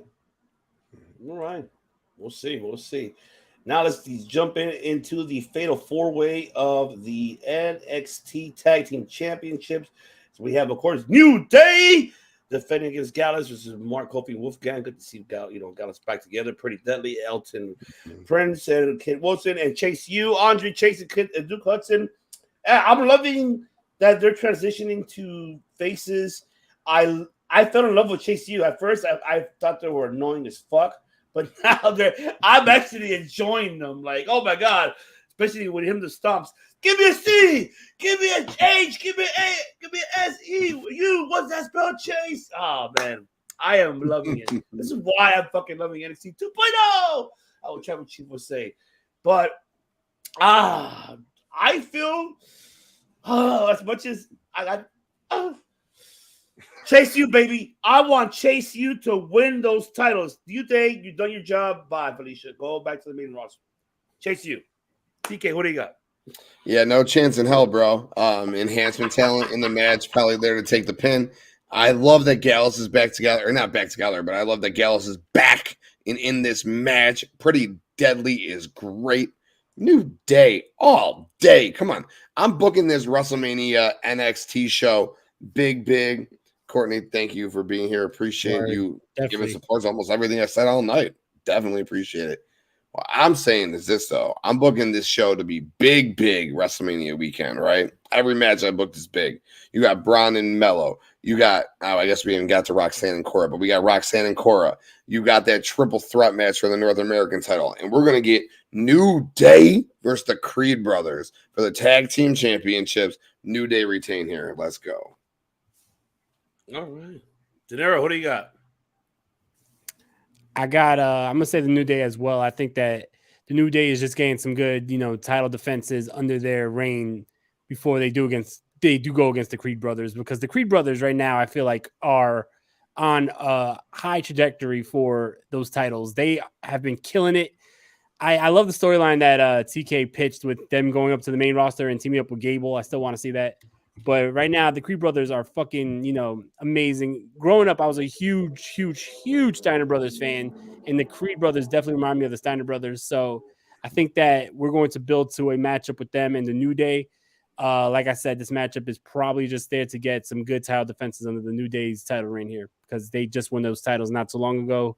For them to lose it this quickly, what does that say about the top talents from the main roster? They come in and then they get beat by who? You say you wanted to see Chase U win? You think Chase U is beating the fucking second longest reigning tag team champions in fucking WWE history? Hey man, I can fucking dream, right? Hey, you're not allowed to fuck dream, off, man. Why do you mean? Dream. Let me dream. Damn it. I love you, Dave, but hey, why not? Shit, let me dream for once. God's sakes. All right. I let you dream all you want. Just don't talk shit about Jeff Jarrett. No. I stopped already. I gave in. I feel you. I'm joking. I gave in already with that. Speaking of giving in, oh my God, I'm giving into this. I'm not going to get into it. Even though we're TVMA, but I'm not going to get into other things. But yes, we do have the triple threat match for the NXT Women's Championship. Roxanne Perez versus Gigi Dolan, Jason Jane. Look, I said it. I've been saying it. It ends. I would have not mind if it ends the double pin. Co-champions Dolan and Jane gives Roxanne to give him more story development to go keep on defending it. But I'm going to change my pick. Roxanne's going to win. And I think we're going to see WrestleMania weekend Zoe Stark and Roxanne. I'm calling it right now. Zoe Stark. Let's go. I love Zoe Stark. Mm-hmm. TK, what do you got on this one? Oh, yeah, baby. This shit gets me excited because when I love Battle Royals, and when they teased that they would fucking co-split the Battle Royal, and then they actually fought it out in Bret Hart and fucking Lex Luger did. I was like, oh my God. Love the story, dude. Match 110% has to start with JC super kicking Gigi, just like Shawn super kicked Triple H. Yep. Yeah, because JC's like the on paper the inferior one at that point. Isn't it crazy that HBK was inferior to Triple H at any point? It's fucked up. But JC needs a super kick Gigi. Gigi rolls out of the ring, and then any wrestling fan just knows, like, boom, they just threw it back to Survivor Series. That was dope, dude. Yeah, Roxanne wins. Roxanne and Cora WrestleMania weekend all day. Let's go. I like that. All right. De Niro, what do you got? Papichulo, what do you got? Yeah, I think this is setting up for Roxanne to win as well. I feel like I've been given the same excuse for everybody else, but I'm going to give it to Roxanne here too. She just won the title not too long ago. So it's like to take the title away from her would be a little too soon for me.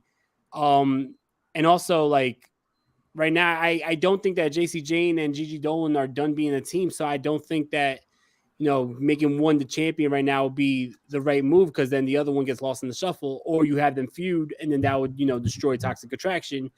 So I feel like right now it's just, smart booking to give it to Roxanne. So I don't know who she's facing at the WrestleMania show, but I think that right now she needs to retain this title. De Niro, it's very important that you decide between Cora Jade and Zoe Stark. So no, all right, I'm gonna say Nikita Lyons. Well, she's out. She won't be. She's out for a year, man. Yeah. Well, that just shows you how much NXT I've been watching. But I'm just kidding. Now I'm gonna go with Cora Jade. Like I said last year, Cora Jade was, my breakout star for NXT. So for the women, I think that Cora Jade would be, we've seen the feud with her and Roxanne. I don't think that we saw the last of that. Only way you could elevate that even more than what they already did was put the title on the line. So I can see that being the WrestleMania match. Okay. Last one here. The main event, the moment we're waiting for. This story has been really anticipating with the whole Rio situation, happening in the Performance Center, happening even just overall. Like, I'm really enjoying it. This is the greatest buildup for both of these individuals who are upcoming rising stars coming into the main roster pretty soon within the next couple of years. I know I'm saying couple of years. I mean that by the next 2 years, possibly so, or less than that. Who knows? Braun Breaker defending the NXT World Championship versus Grayson Waller in a steel cage match. I said it last week, and I'm going to stick with it again. I have a feeling Grayson's going to fucking walk out with this shit. This has been epic. Grayson Waller. What do you got, TK? What do you got, baby? Well, first and foremost, if we were going to get the Grayson Waller winning this match, this is get away from me. Big Chris in the building. No, introduce the man. I'm all right. I'm just the best pod machine. What's up, brother? What's going on, man? Hanging out. I love seeing Roman Reigns with a shaved head right in front of you. That looks real good. It's crazy. It's Braun Breaker NXT, bro. I know who it is. Shit in front of me. It literally looks like a shaved up Roman Reigns. But yeah. So who do you got, Tim, on this one? Who do you got? Oh yeah, I got Waller. And this one, I think if Waller wins, we obviously would get a triple threat Mania weekend. That would certainly be interesting, as Waller deserves it. But I said it earlier, I'll say it again. It's Braun, it's Mello, it's Mania weekend all day. Braun wins this match, dude. Big props to Grayson Waller for elevating himself to this level and making himself relevant in a world title picture. But it's Braun, easily Braun, all day Braun. Absolutely. De Niro, who do you got on this one? I got Braun too, just because I've been saying that the big money match for Braun would be Braun defending against Carmelo Hayes. I mean, I've been, critical in the past of Grayson Waller. I like him. I think that he's a great promo. I like the character, but I don't think he is at that level of being, main event guy. And here's the thing. The build for this matchup has been fucking awesome with the whole Performance Center fight, catching that on camera, like the phone camera, like making it look real. Like that shit was only missing somebody screaming World Star in the background. So like, I feel like it was a very realistic build and it was a good build for the match. I'm excited for the match, but I don't see in Grayson Waller what people see. Like, I don't see him being this next big talent. Like, I don't know if it's just me, but like, to me, he's not that guy. I think that there's bigger stars in NXT than Grayson Waller. Wait, what happened? You broke up a little bit. No, you said you're not that guy, pal. You're not that guy. Yeah, let me show you something. If you guys would just give me one moment, right? You guys could keep talking, but I just want to just give me one moment because I remember I did a show. I think it was like one of my last shows in 2021, right? Because that's funny that you said that, right? Here we go. December 29th, 2021. Look what I named. Let me turn off this fucking background shit. Fucking messing up my whole story. All right, here we go. Wait, what's happening? If you look at December 29th, what is it called? Yeah, Sting is still the man. Send Hook to Raw. You got it, buddy. You nailed it. Above that, Grayson Waller is not that guy. No. Oh, pal. It's funny that you said that, Ivan. Yeah, like verbatim. Sting is the man. Love it. But yeah, right. I don't know. Like I'm definitely going with Braun Breaker for sure. Awesome. Let me put my background back in. No worries. But now, yes. Now he's here. The director's here. Hold on. Pause. My hand goes up. Your mouth goes shut. We're about to have the first Australian main event champion in WWE history, Grayson Waller, because we're going into WrestleMania, the biggest platform for NXT right now. If you want to put Australia on the map, much like the UFC with Alex Krolikovsky versus Islam Makhachev. It's coming in the summer. That was a whole lot of syllables there. What's the Wi-Fi password? It's Alex Volkanovski versus Islam Makhachev. We have the first Australian. We have the first Australian UFC champion. The timing is perfect to put a big belt on the first Australian WWE wrestler ever. I think Grayson Waller takes it. I don't think that would be an upset for a lot of people. That's just my short input on it. I think now's the time to put that title on someone with the bigger title would not be the belt, but the actual first Australian major pro wrestler to have a belt. And I don't mean like, the Iconics having the tag belts. I mean like a real belt. Nah, I feel you. Yeah, there we go. Well, this Saturday I will be at the director's house along with TK. We'll be doing a live show at. I was like, shit. Am I? Fuck, I wish. TK go to the director's house? Am I going to be in California on Saturday? I hope so. You have plenty of time. It's only a $500 one-way ticket. Oh man. I've done it on 3 days notice before. It's a rough one.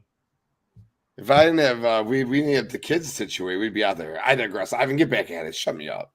This is all right. Well, the director's here. Yes, he gave his point. The director Chris Kenny, ladies and gentlemen. Let's give him his round of applause. I need to give him his round of applause. Yes, he's here. That's not anything yet. Give that man his intro. Give that man his intro. Damn it.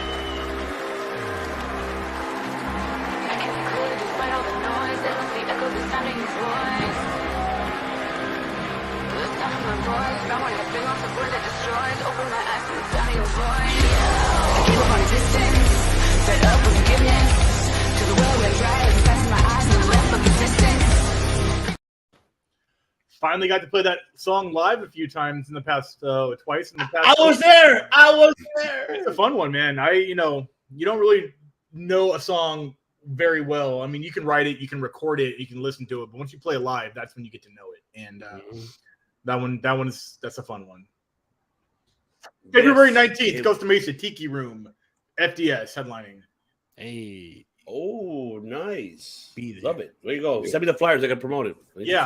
I will. I got to talk to Francesca about the flyer because we wanted some edits on it, and those edits weren't made, so I'm kind of not really going to push it until she approves it. Oh, no. See. The videos that Ivan was sending were fucking awesome, dude. You are so good, dude. Like, seriously, I didn't know how talented you were until, like, a couple of episodes back, and I Googled, and then I went on Facebook, and then I watched, and I was like, dude, I like damn. Yeah, I was like, damn, dude, this shit. Festival footage is so fun. That's you guys are fucking awesome. Big props to you and your band, bro. Seriously, like, it's mad talent, dude. It's all I know how to do, so I'm just gonna do it until I can. What do you mean? I just know how to do it. You know how to debate. You know how to talk shit. Yeah, you know how to get good. That I do, and that's what we're gonna do tonight. Because the first Dynamite of February is in the books. That is right. And it is that time. It's time. It's time. It's Vader time. Damn stupid remote. Dynamite! And there you have it. Dynamite that happened February 1st of 2023. The first one right here. What a fantastic card. But I got to debate on this. But of course, let's start off with the opening matchup of Dynamite. Of course, I didn't expect this to be the opening matchup, but we got it. Right. Oh, John Moxley and Adam Hangman Page. He's like, we're just watching Tim the whole time. I know. I'm watching Tim. He's like, even Chris is like, what are you doing? Yeah. You chewing on? Hey, you got to do the hang. That's pretty fucking spot on. Yeah, well, Tim, you got to do Tim, it. you got to do the hangman. Oh. But turn the other side. There you go. Wait, screenshot it for the people. Come on. Screenshot it, De Niro. Screenshot it. Got you. Sick. Yeah, I got you. Yeah, cool. My bad. I didn't know we were. Was it a tag down? I gotta turn the comment section on so I see what's up. Sick. All right, it's 8:24. Last comment was 6 minutes ago. Perfect. That's awesome. But I will let De Niro take over on this one because I gotta do I'll do the things here. So go ahead and De Niro, host Dynamite, take it away. Break it down, brother. Ladies and gentlemen, welcome to the Wrestling Delorean Podcast. I'm your host, Mike De Niro. Now we're going to talk about Dynamite, right? I'm going to tell you this right now. Starting off, I think that this was a great matchup, but I think that they didn't need to go with this matchup so soon. They could have waited to the pay-per-view, keep it 1-1, and then have the rubber match at the pay-per-view. Now you're going into the pay-per-view with it being 2 against 1. So unless you're going to have another match and then do it again at the pay-per-view to go 2-2, I don't think this was necessary. I fucking hate at the end with them kept on flipping each other off. Like, what the fuck, man? Like, they were standing like, no, fuck you. No, fuck you. No, fuck you. It was like, come on. Like, that shit was whack as fuck. Anyway, now, I mean, good matchup, though. John Moxley came out with his dad, which I thought was pretty cool because he was in Ohio. You know, I never saw his dad, so that was interesting to see that. But, yeah, I thought it was a good matchup, but just not necessary. But, I mean, I'm not going to ever complain about good free wrestling, so I enjoyed it. But you just solved the show forever. That's it. The show's over. That just covers everything. The debate is done. Word. So, Chris, what did you think? This is Stone Cold Steve Austin versus HBK from Wish. What? Chris, did you say Sandman versus Dolph Ziggler? Now you know what this is. They're not doing anything new. I love this shit. What's the pay-per-view match? What is that stipulation? Is that going to be like a 10 count, falls anywhere, standing something? Last man standing for sure. Revolution. Man. But so why are they even? This is like you said. If it's like, oh, I want WrestleMania 14. No, we got WrestleMania 14 at home. Yeah, that's what this is. Yep. But yeah, if they're already going to have a pay-per-view match, why do they need to have matches before that? Yeah. Like, what if Paige went like 3-0 and then Mox is like, well, I still got the pay-per-view match to pull that one out. Like, yeah, I don't know. And Mox's dad didn't technically, I mean, he didn't do anything but show up, right? And like, kind of, that's it. He wasn't like doing anything. I thought maybe he'd like pull an ankle or distract a ref. He wasn't like the Miz's dad who actually stood up for himself. And so, shout out to Mr. Miz. Yeah, I don't know. I don't want to say I don't care because, like you said, free wrestling. Fuck, man, that really ends all my arguments. At least it was the first match. Yeah. So that I didn't hate it. I'm not in love with it. I don't care who comes out of this on top. I feel like they're gonna like hug it out, just like when Diane Danielson and Mox kind of created Blackpool. They kind of like hated each other, and they hugged it out. I feel like that's happening, and I don't want them to. Technically, I want Hangman to team up with Jarrett, and they'd be called the Outlaw, like the not the Outlaws, the Hangman or something, you know, like that would be cool, like a heel cowboy stable.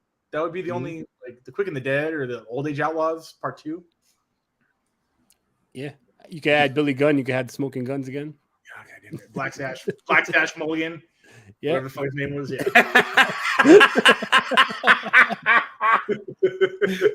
Black Sash Mulligan. Oh my God. He was close. Hey for us, Blackjack, right? Blackjack Mulligan or some shit. Yeah. Wasn't he one? He was original Smoking Gun, right? Nah, Bart Gun. It was Bart. Billy and Bart. Right, but they were the new ones, weren't they? You think about the Blackjacks. They were the Blackjacks. Right, so what was the Bradshaw and Billy Gunn team called? Was there a Bradshaw? There was. I don't think that ever existed. Yeah. Bradshaw was in the new Smoking Guns or something. No, he was in the new Blackjacks. The new Blackjacks. And then Wyndham was in the new Smoky Mountain tag team. De Niro, you know about that. You cover that shit. Yeah. So they're all versions of whatever Blackjack Mulligan's tag team were. That's all I'm saying. They're all Cowboys. They're all Cowboys, bro. They're all Cowboys. And Adam Page is not one. So moving on. TK? So, Chris, it was very funny when you said Stone Cold, a knockoff of Stone Cold and HBK, because I recently did an episode on the Apron Bump podcast with Kyle covering a 1996 episode of ECW. De Niro might know Winter Blast or something along those lines. Blizzard Blast or some shit. Yeah, right. And Moxley actually reminded me a lot of Sandman more than Stone Cold. And I was like, no, and then Hangman more like Dolph. So imagine a Sandman versus Dolph feud, but no. I digress. Right. I'm gonna disagree with you guys wholeheartedly, though. This shit fucking was awesome, dude. We got, as you just said, 22. I didn't talk about the quality of the match. That was fine. Why are we getting the free wrestling? I get what you're saying. The physical athleticness of the match, I'm okay with, but I have to care about it too. But they've been, right, and I guess that goes what Devin says is AEW storytelling, and maybe you're just not interested, not you in particular, but maybe it's just not an interesting or a compelling story, because these two guys have been trying to tell this story now for how long? Moxley inadvertently knocked him out, so we can't call that one, right? We're just going to call that nothing. It's a one. I too call that a one. I agree with you. I do think that's a one, but I don't think they counted that as a one. And then I think Hangman got the actual win where he knocked him out. And then Moxley just got his bullshit roll-up win. Right, where they 2-1? Which I agree with you. They're 2-1. I do too. Like, if you had to ask me, what do you think their record is? I'd say 2-1. If you ask these people on TV, they might spin it, though, where it's 1-1, and we're going to get the payoff in a last man standing match. And we got 22 minutes of wrestling, and we got Mr. Mox coming through the crowd, and we got to see Wheeler Yuta's undying love for Moxley as he walked him out to the ring and then was instantly out there holding his jock in the end of the match. And we got Claudio on TV while, yes, those two, whimpered at each other to fuck off. No, I don't think we're going to get the BCC anymore. It was 1 year ago today. I was there. It was awesome. I don't think we're going to see that. I think these two guys are going to tell each other to fuck themselves forever after Revolution, and they'll never, ever, ever fuck again. And I like that we're I don't mean fuck, but hit bang hard. And I like that we're getting two of the original OGs of the company, like pillars. If you actually were talking about pillars of AEW, these two, Chris Jericho, finally having a good feud. And I look forward to seeing who's going to win at Revolution.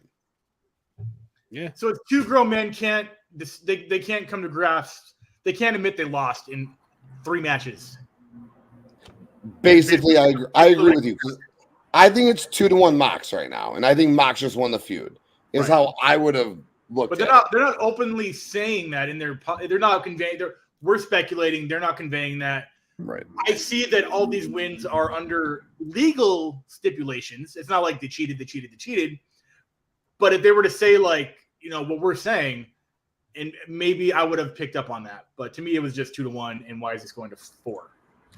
Which I agree with you wholeheartedly. The knockout in the first match, Mox won. Didn't Mox win? Yeah. The way that's why I think. I think you could win a match by knockout. We've seen that in the past. That was a knockout. Yeah. Right. So I mean, but again, yeah. All right. Okay. I care 2% more now. I'm definitely gonna watch. My bad. That was all I was trying to do. Was making sure. I've never skipped anything in AEW. I've never been like, so we're good. Ivan? I mean, it's hard. I mean, Jesus, what TK and Chris is saying. I don't know what's next after this. It was a great, solid match. I'll tell you that. One thing, what's getting repetitive, which it should change, the whole Moxie bleeding needs to stop. And the fact that someone screenshotted it and put it on social media, where he literally cut himself while he was in the corner, like, oh, checking his head, and he literally was cutting himself. He's addicted to bleeding. No bueno. Look, I'm not disrespecting these two individuals. Moxley pass. You know, I'm fan of both of these, but they need to change it up.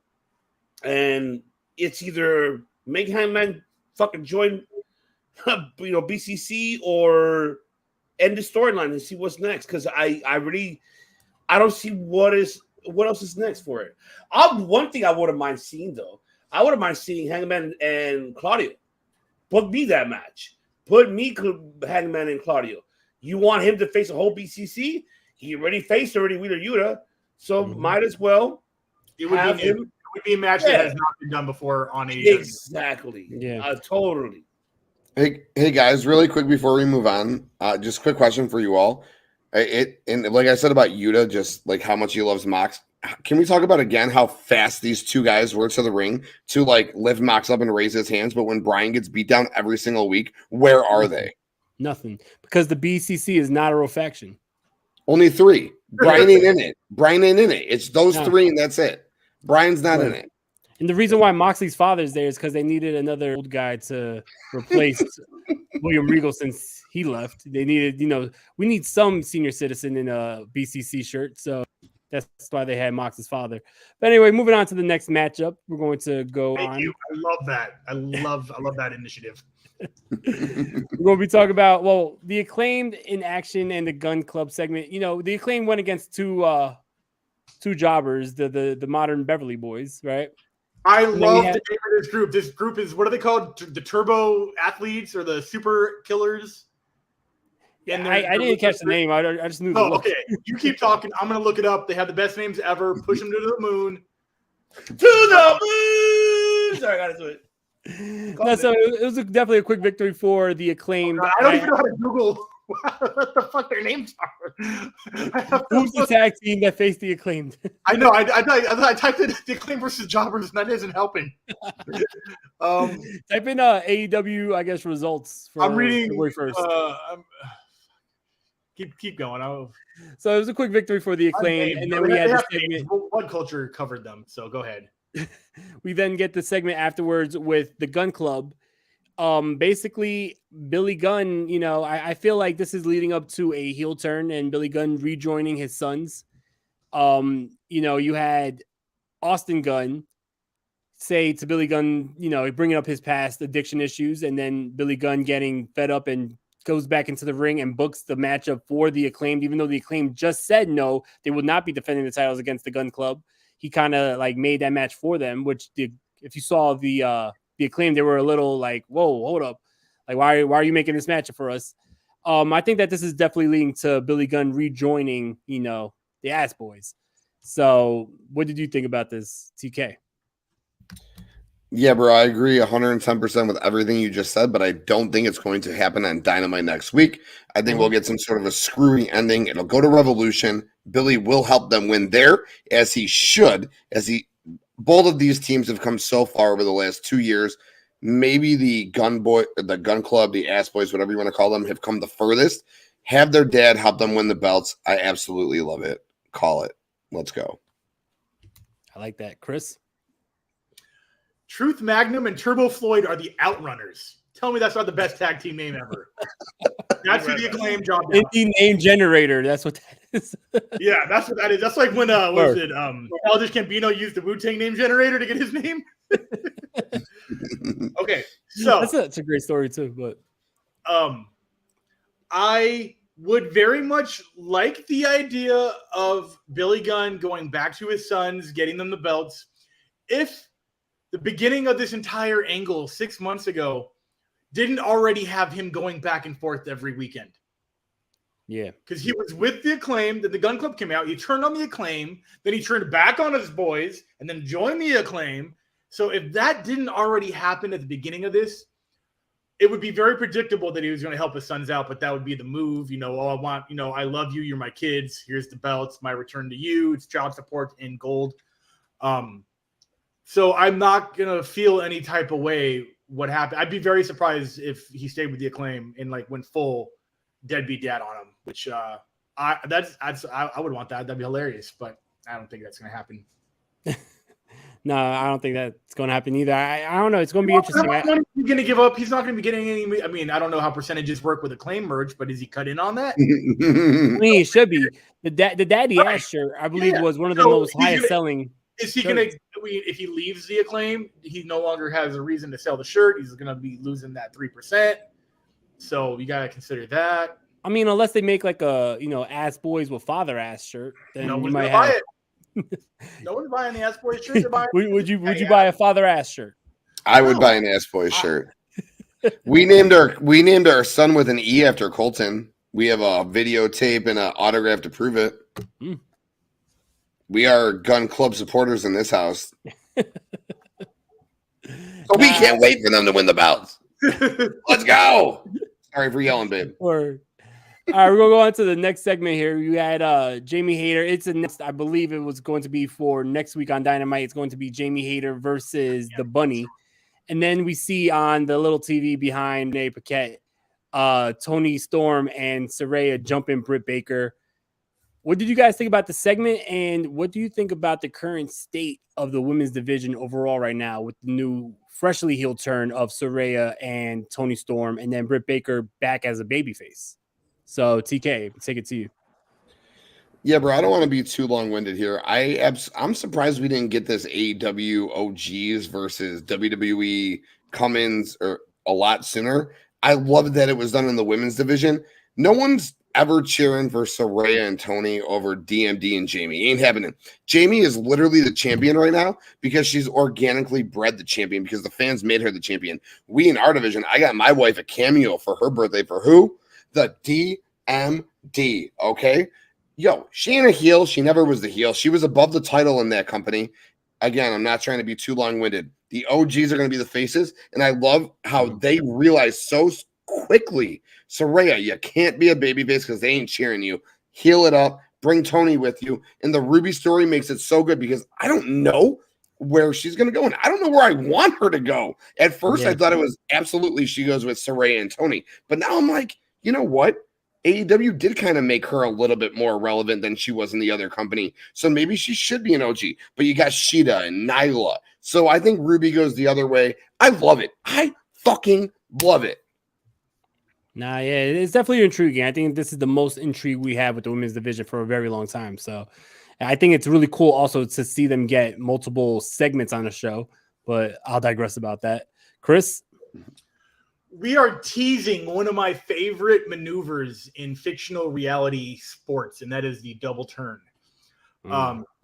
At the time of the tag team forming between Saraya and Tony Storm and Sheeta, Saraya was left to pick with Tony Storm or Sheeta. She picked Tony Storm, and now we're seeing some resentment from Sheeta.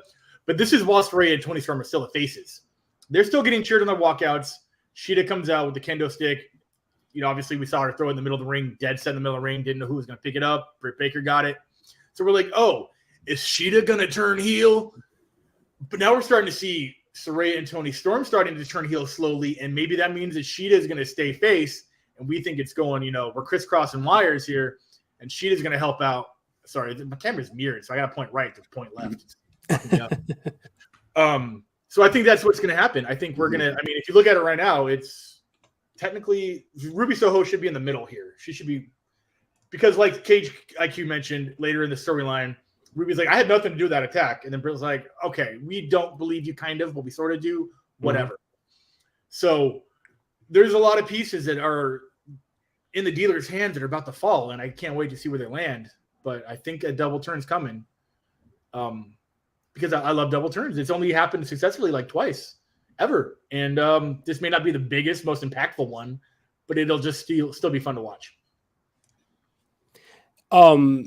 You mentioned 2 successful double turns. Which were those in your opinion? Austin and Brett. Yeah. Which was, I think, the first good analogy. Yeah. Good analogy of that. Very good. And then, I mean, Dolphin Del Rio. I missed that one, right? Yeah. I did not Money in the bank cash in. Yes. Yeah. I forgot about that. You're absolutely right. I would say they, in a way, the MJF getting cheered in Chicago against CM Punk was its own double turn. We still cheered hard for Punk. Trust me, I was there. We were loud for Punk. That was a pseudo tease a little bit. I'm like, holy shit, are they doing it in Chicago? That'd be great. No, we were punking hard still, baby. Trust me. Punking hard. I would say Ronda and Charlotte was its own almost unintentional double turn. When she kendo sticked the shit out of her and people were booing her and she didn't understand it, so she went with it. I think. Yeah. I don't know if the plan of that was to be a double turn, but it's definitely what it ended up being. So. Organically became one, yeah. Yeah, exactly. Yeah, and then she quit bringing her because she takes her ball and runs. Well, she loses her ball, then she runs. Mm-hmm. Let's be clear, I'm a Ronda fan, but I know I'm very aware of her. You know what's up. Yeah, I ain't lying to myself as a diehard. Ivan, what did you think about this segment and the overall women's division right now? All right, before I get into that one, let me just jump into. I know I missed out on the gun one because I had to step out for a moment. My apologies for that. I'll talk about that one very momentarily. Let me just I'll bring it up right quick so then I can jump on to the next one. All right, very brief on this one. I'm really scared with how I guess seeing in the chat everybody saying, "Oh yeah, I don't mind the gun club winning the tag team belts." Billy Gunn turning heel. I liked how they used reality to this segment. How the Gun Club telling Billy as he was walking out, "Oh, well, yeah, walk away how you walk away from us when you were on tour." Oh, they went hard. He went hard when he mentioned the pills. Yeah, go ahead and drop your, indulge yourself on those pills. And that's when he went back, and that was really real as fuck. And I thought he was going to say steroid needles, but no, I mean, Billy did really mention it a long time ago. I don't know whose interview he was that he mentioned about his addictions that he had with pills, and they used it as a real storyline with this. And then for him to say, "Oh yeah, well you're gonna get your title next week," I'm like, "Oh shit! Oh my god!" Could I say would it benefit Billy mainly to him to turn? No, because right now you're the hottest thing right now with the Acclaim. But you have the whole crowd saying, "Oh, scissor me, daddy." With this one, what do you get out of saying, "Oh, ass boys," along with daddy, ass daddy? It's like, I wouldn't make the turn. I wouldn't. I think if I were him, not to show up and let them just battle on it. He's backstage watching the match and best man wins. And make it that way, even it out. Go out there and then whoever wins, congratulate him. The loser, hey, tough loss. It is what it is. But I think he should stay with the Acclaim because I think it's going to hurt him very, very bad if he does leave the Acclaim. And am I excited for this? Not really, because like I said in the chat that we have the Bloodline chat, I said no, I'm not. I'm tired of this. I just want this to get it over with, and just move on. We need something different for the Acclaim. Use those titles. Where the hell are use Butch and Blade? Use other feuds. Please, for God's sakes, give me something different. Like I said, I'm not bashing the Gun Club, but I'm just tired of it. I think this should end. This story should end with this next week and once and for all. If the Gun Club wins clean, I'm happy for them. It is what it is. But I don't want to see Billy Gunn turn on the Acclaim because it's really going to hurt him. Yeah. Unless if this is the way to pretty much exit out for Billy Gunn for television, then they just walk away. Like how they did to William Regal. Walk away, don't come back. And really, do not come back if you want to walk away from the television. But right now, this is the hottest thing what's going on with the crowd. Yeah, I mean, we hear it. We listen to it. We're watching it on our fucking platforms. We're hearing the fucking crowd going wild for this. So I'm scared of how the outcome's going to be. Now, in regards, go ahead, Chris. My bad. Go ahead. I was just say I can't imagine a world where an exciting, even as heels, championship reign for the Gun Club. Like, what creativity or ingenuity are they going to bring, even to make us not like them anymore? You know, It's like they're kind of like in that MJF world where they're like it's the same shtick every week, and what new thing can they do to make me hope they lose the belts that they have? You know, so challenges. Well, I think it would just be a transition from the Acclaimed to the Gun Club winning the belts, and then presumably they re-sign FTR, and FTR comes back at All Out and beats them for the titles. Like jobs them out in like 12 seconds. Yeah, some shit like that. Because that storyline's not over. If you remember, FTR was jumped by the Gun Club, and then they haven't been seen since. So, and then they got buried, and then they like got killed off on Dynamite. Because Acclaim beat FTR for the belts, right? That's correct? No, the Acclaim. No, they beat them clean on a match on Dynamite. They did one. They challenged them. They do have a clean win over FTR, but it wasn't. Yes, a clean win. Yes, you're right. Well, I mean, the last resort will be if you add FTR to the mix and then having a triple threat. I mean, that's probably the only last resort. I just don't think that we don't see FTR for a couple months. FTR is going to be off for the next couple months, which is good. Make them fresh again when they come back. Which is not like that they weren't fresh, but they come back if they do re-sign. And like the Guns are the tag team champions. Imagine they just come back and whoop their ass on a Dynamite or two before All Out. That's hot. It's hot. Yeah. I mean, but I heard Bakley. I know he's mentioned. They already fought Butcher and Blade, but at least help develop that tag team division. We haven't really seen that division really much. It needs to be new teams that time. Yeah. You know that tag team division died with the trios division. Yeah, because all the big teams went over to the trios. The Best Friends, the Death Triangle, Young Bucks. So I agree. I agree with that too, Buzzing. They do deserve, like, I don't think they've taken a break since they absolutely agree. Yep. The contract dispute with the no compete clause and everything, that wasn't technically, it may have been a break that they didn't want. So I don't really count that as like a vacation. Yeah. Absolutely. And now you mentioned thoughts on the women. Yes, sir. Yes, I'm with you. Now, in regards to this, like I said, I love the analogy that TK and Chris brought up about, this is like your Bret Hart, Stone Cold Steve Austin. This is your TK really said about Ziggler and Del Rio. Like could be at first I wasn't with this. Obviously, we go back to the archives. I wasn't really with it.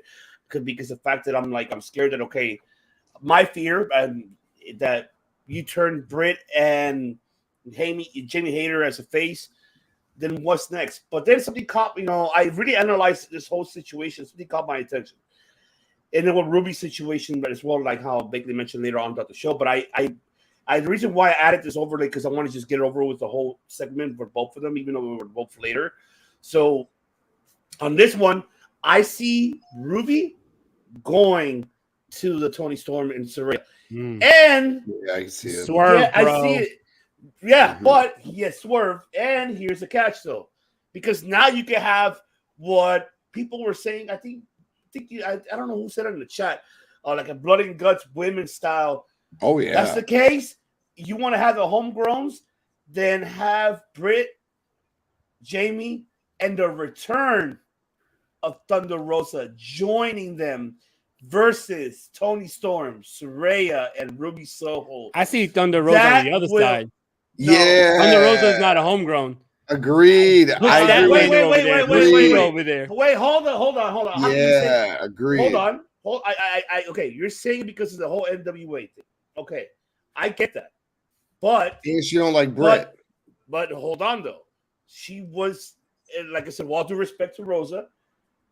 The thing is that she wasn't extremely relevant until she came more to AEW and she got more exposure. Mind you, the NWA was only mainly on social media. And this is during the pandemic era that we're speaking of, because it wasn't much during that time.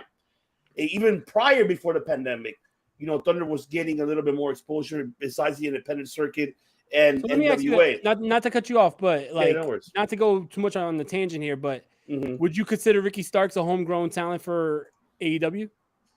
I do. And I have to agree with Chris on this one because now he's getting more TV time. The opportunities now to put himself more out there. So I do too. Now, I don't mean to cut anyone off, but I do too agree that both I think Ricky Stark's a more homegrown talent than Thunder Rosa, but you can consider her homegrown talent, yes, because she was grown under the tree.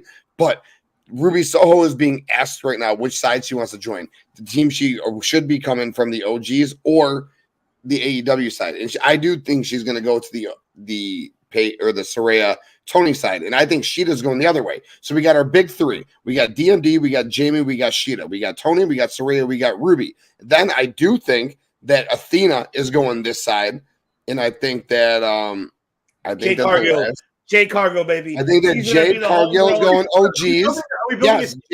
Jade is going OGs. Yep, Jade is going OGs because you got to go Jade OGs, and then the last piece is going to be Thunder. Fuck yeah. Thunder, Nyla Rose, Thunder Rosa. Those are your 10 people involved. That's my last thing on it. But yes, Thunder is going to be on the Saraya side. Sorry, Ruby's a mundane heel. No one cared about Riot Squad.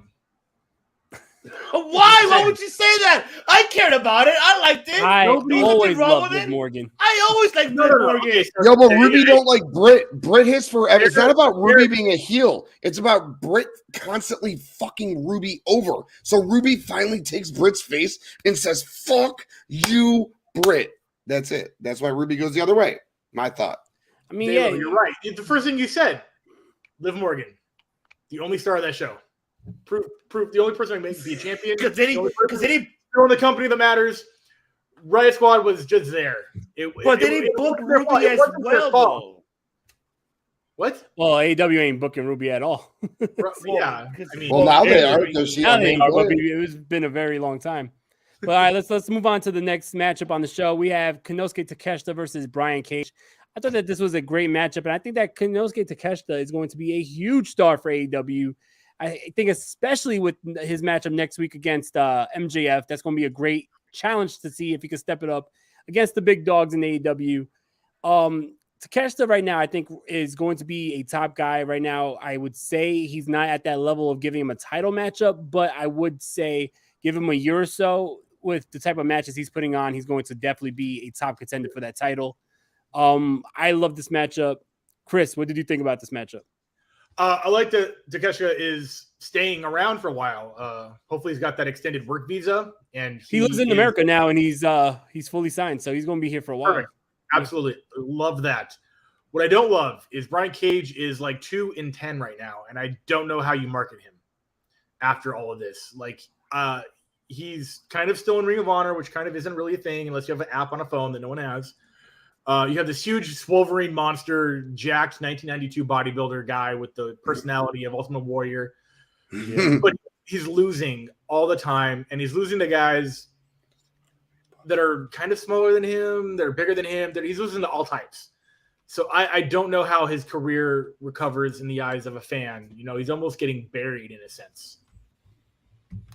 So, he's just putting over everybody, put over Daniel Bryan. Obviously, he wasn't going to lose, to Brian Cage, to Takeshita. Like, I don't know how to recover his career.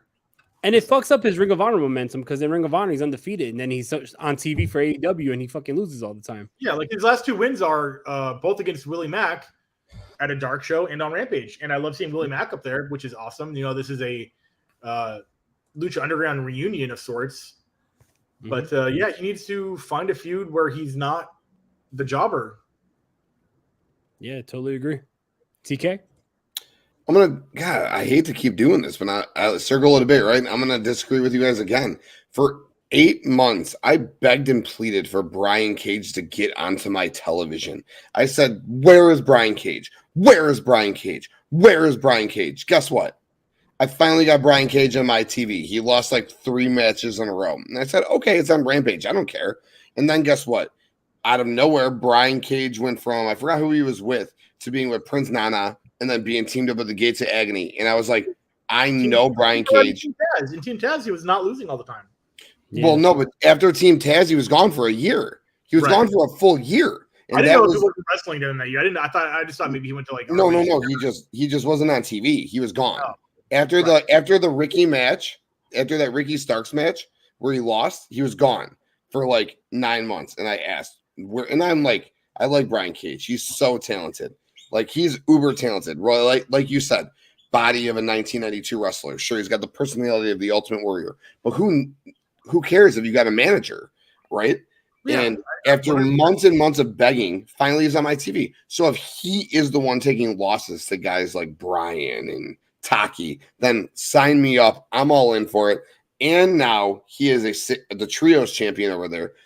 There shouldn't be two trios champions. Don't even get me started on ROH versus AEW. I've been short-winded all night, and I'm going to continue to be short-winded. This match banged. I was just going to try to put over my guy Cage. I did it. Taki, I'm going to continue to put over. The same things you guys just said about Cage happened with Taki. He has lost to everybody. He lost to fucking Mox. He lost to Claudio. He lost to Brian. He lost to this guy. He lost to that guy. He's going to lose to MJF. And guess what? He looks great in the process. He continues to grow his star. Cage is growing his star while being a trio champion in ROH until they figure out whatever the fuck they're doing with it. And again, won't get started there. This match banged. Loved it. To the next guy. Sorry for talking so long. No, it's okay. All good. Don't worry. Nah, it's all good. Yeah, and I like that point of view because I agree with the spirited performance for sure. Nah, for sure. I mean, once again, if you're putting on good matches, like I feel like he's putting on great matches and he's always impressive in the ring. I would just personally like to see him be booked a little better, as you know, because like I said, it just doesn't make sense where on one show for Ring of Honor you're unstoppable and then on AEW you're the fall guy. It's like, what does that say about Ring of Honor's talent? Like, hey, you know, everyone beats you here, but they're not as good as the AEW talent. But I don't know, Ivan. Thoughts on Takeshita versus Cage? Yeah, you're gonna get yes, you are gonna get my shit about this. Look, I heard what what Tim was saying on the chat earlier today. I'm with you. Why the fuck did it took this long to fucking why Tony Khan? Why do you always fucking wait to close to their last of their ending of the contract? You decide to start booking them. You know, after what Tim said, you had over a fucking year to use this guy. Brian Cage, which is SoCal native. You know, that's Chris's eye, SoCal native. We see him in an independent circuit. See him in bar wrestling.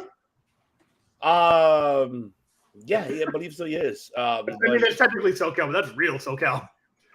Yeah. Chico. I mean, he's from Chico. Chino, California. Chico or Chino, California? Yeah, Chico. No, Chico. That's Sacramento. That's not Chico.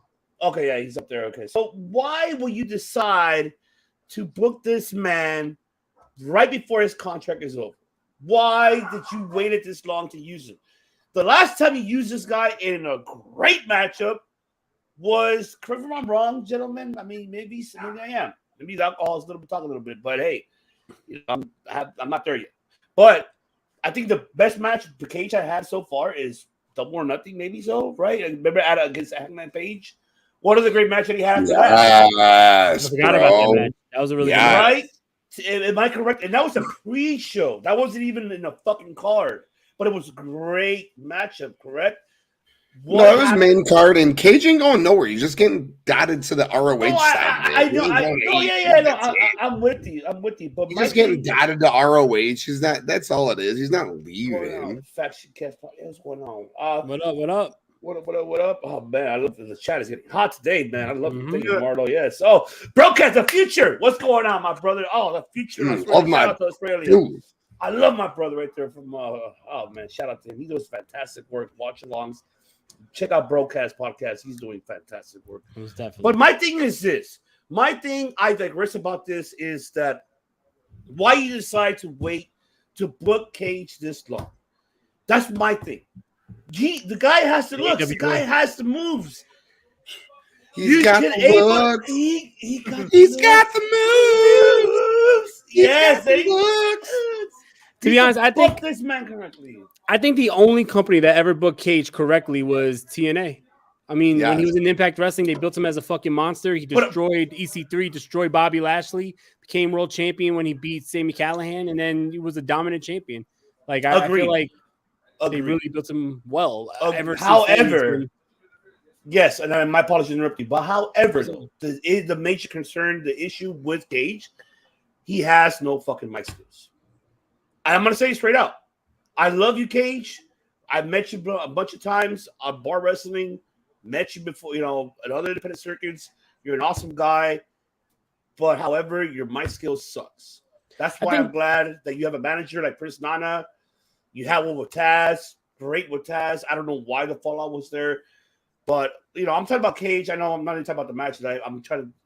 My apologies. We had the same exact conversation about Ryan Cage about a year and a half ago, where we're like, they slowly. We did, yes. They were slowly giving him the mic, but letting Taz still talk to him. Yeah, I mean, he's in this game almost, I'd say, 20 years probably. Lucha Underground had to have been about 10 years ago, and I mean, how long does it take for someone to develop mic skills? I mean, you can either be talented. It's only been about 10 years for him, but you're right. You're right. Chris got a good point. Chris got a good point. And like he literally just hit it to the point. But why can't you have a manager? Why can't you just have a manager? 2005. Here's the thing that bothers me. Okay, 18 years. What bothers me is he has a manager. He has a manager, Prince Nana, and Prince Nana's not cutting promos for him. Like, that's the problem. Why give him the mouthpiece if the mouthpiece is not going to be the mouthpiece? I agree with that, but she had to cut him more to the TV. Chris, right. Chris, after 18 years, you're right. You should learn at least something. You don't necessarily have to have the most talent in the world to be on the microphone, but you have to have an immensely black hole of a lack of talent to take that long to not be decent. Good point. I think he's good fucking point. And De Niro's right, because why isn't Prince Nana cutting promos for him? Yeah. No, and I was going to add to what De Niro said, because it all depends on the time they're giving them. And you need to give Nana the time to add, to add a little bit to it, Then what's the reason of having him in the first place? If he's supposed to be the voice, right? See, that's my concern with Cage. But I know how you mentioned, Tim, he's going to stay. He is going to stay. He's going to resign. Where else is he going to go? Honestly. No, it's just his AEW. It's the dirt sheets, guys. They say his contract is expiring. What does that mean? His contract with AEW is expiring. He's going to sign an ROH contract. It's stupid. He re-upped like 8 months ago. He's under contract to the fucking Tony Khan.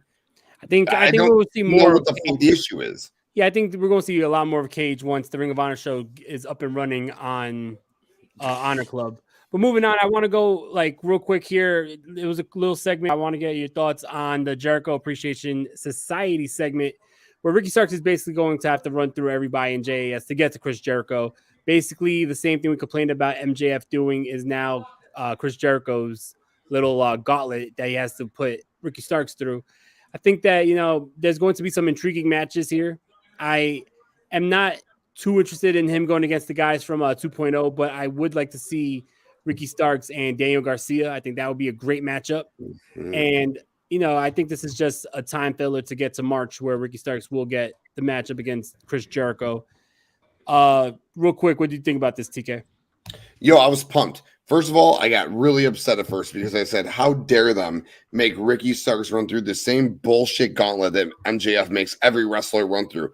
And then, like an hour later, when Excalibur did his run through, I was like, oh, it's going down in one night. So he's going to wrestle fucking Cool Hand, and then he's going to wrestle my dude. I love that dude. I'm an energetic, bubbly motherfucker. So is he, dude. I love that motherfucker, dude. Daddy Magic. That's my guy. But he's going to wrestle Cool Hand, and then he's going to wrestle Daddy Magic, and then he's going to wrestle likely Danny all in one night in comparison to 3 straight weeks or a Dynamite, a Rampage, and a Dynamite. Thank God. Didn't want to see that gauntlet. I was really upset about it. I put it in our group. I said, this is bullshit. And then I said, oops, my bad. So I'm happy about it. And I'm all in on it. And Ricky's going to run through all of them. And how sad is it how far Danny's fallen in fucking 2 months? My God. Yeah. I agree. I'm not saying, there's nothing for me to say what just Tim just say. I mean, you want mine very quick? One thing to add on, you're doing what MJF did, period. Bottom line, you're doing the same shit what MJF did to Jericho, everybody else. Now you're seeing in the chat, they just mentioned in the chat. Verbatim. Yeah, you beat this guy. Like, you already beat Jericho. What is the fucking point of doing another? Oh, you gotta go through this pillar, this guy in order to get Jericho. For what? You know, what? When is a wrestler, whenever they get like put in a situation where like, oh, you have to face this guy, this guy, this guy, this guy, this guy. When does a wrestler ever just say, nah, never mind? I'd rather not. Bro, it's like Chris gonna tell me, oh, you gotta go to this show, go to this show, go to this show so you can see Fake Destroyed. I'm like, fuck, why do I have to go to all these shows? Support local bands. There you go. See? I'll be like, Russell. Yeah. You know, I gotta go to the supermarket, but to get to the supermarket, I must get through Target, Rite Aid, CVS, and then I'll be able to get to the supermarket. It's fucking stupid, but it is what it is. Chris? Yeah, the Danny Garcia thing, man. Like, he definitely should have like not been in this thing. It doesn't work. Literally, yeah. Cody Jarrett. Well, so in 2 years, MJF has had 5 feuds. Okay, that's good. That means he's good. That's a positive. I know that was probably not supposed to be a positive thing, but that's a good thing. Those are all main eventers. I mean, except for Wardlow. No, I wasn't talking shit. I'm saying literally they're all like former world champions or about to be world champions. Yeah, shit. That's a positive. Yeah, definitely a positive way to talk. Yeah, this is. I don't know what's happening here. It's a lot of weird. It's always been weird with Jericho. Like, I know he's doing really good stuff, but it's always convoluted as well.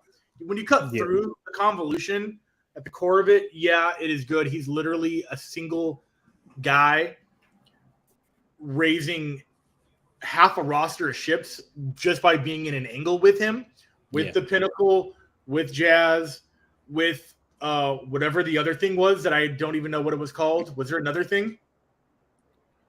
The Pinnacle, and then the Blackpool Combat Club. No. Had that feud. What was the thing that Jericho, another faction Jericho was in AEW that wasn't the Pinnacle? Oh, the Inner Circle. Inner Circle. There you go. Boom. Thank you. I knew there was another one. Yeah. And that's basically what he's doing. Is he's putting himself right at mid card, taking all the mid card guys and helping them come up to the main event. And that's cool. I get that. Like, I think Top Flight's involved in this feud at some point, and you know, I don't even see Menard and Angelo Parker wrestle that often. And Daniel Garcia is one of the best wrestlers that should have the Prime title or whatever the fuck Wheeler Yuta has. That should have been his. Yeah. So yeah, it's the pure title time. Pure title, yeah, whatever. There's a lot going on, but it's all for the best. That's all I'm saying. It's a lot. It's confusing. I don't know who's what, where's why, but I like this hat, and this is for the best. And how is who? And I love what the fuck you're saying, my brother. Next matchup on the show, we have Bryan Danielson versus. He has a clean win over Jericho. Why is it still going? Well, that's all Chris Jericho fucking feuds, man. Like, Chris Jericho's feud since starting here has been like Eddie Kingston. He had to face him like 17 times for it to be done. But Eddie didn't beat him the first time, did he? He did. No, Eddie never beat him. Right? Eddie yes, he never. Did.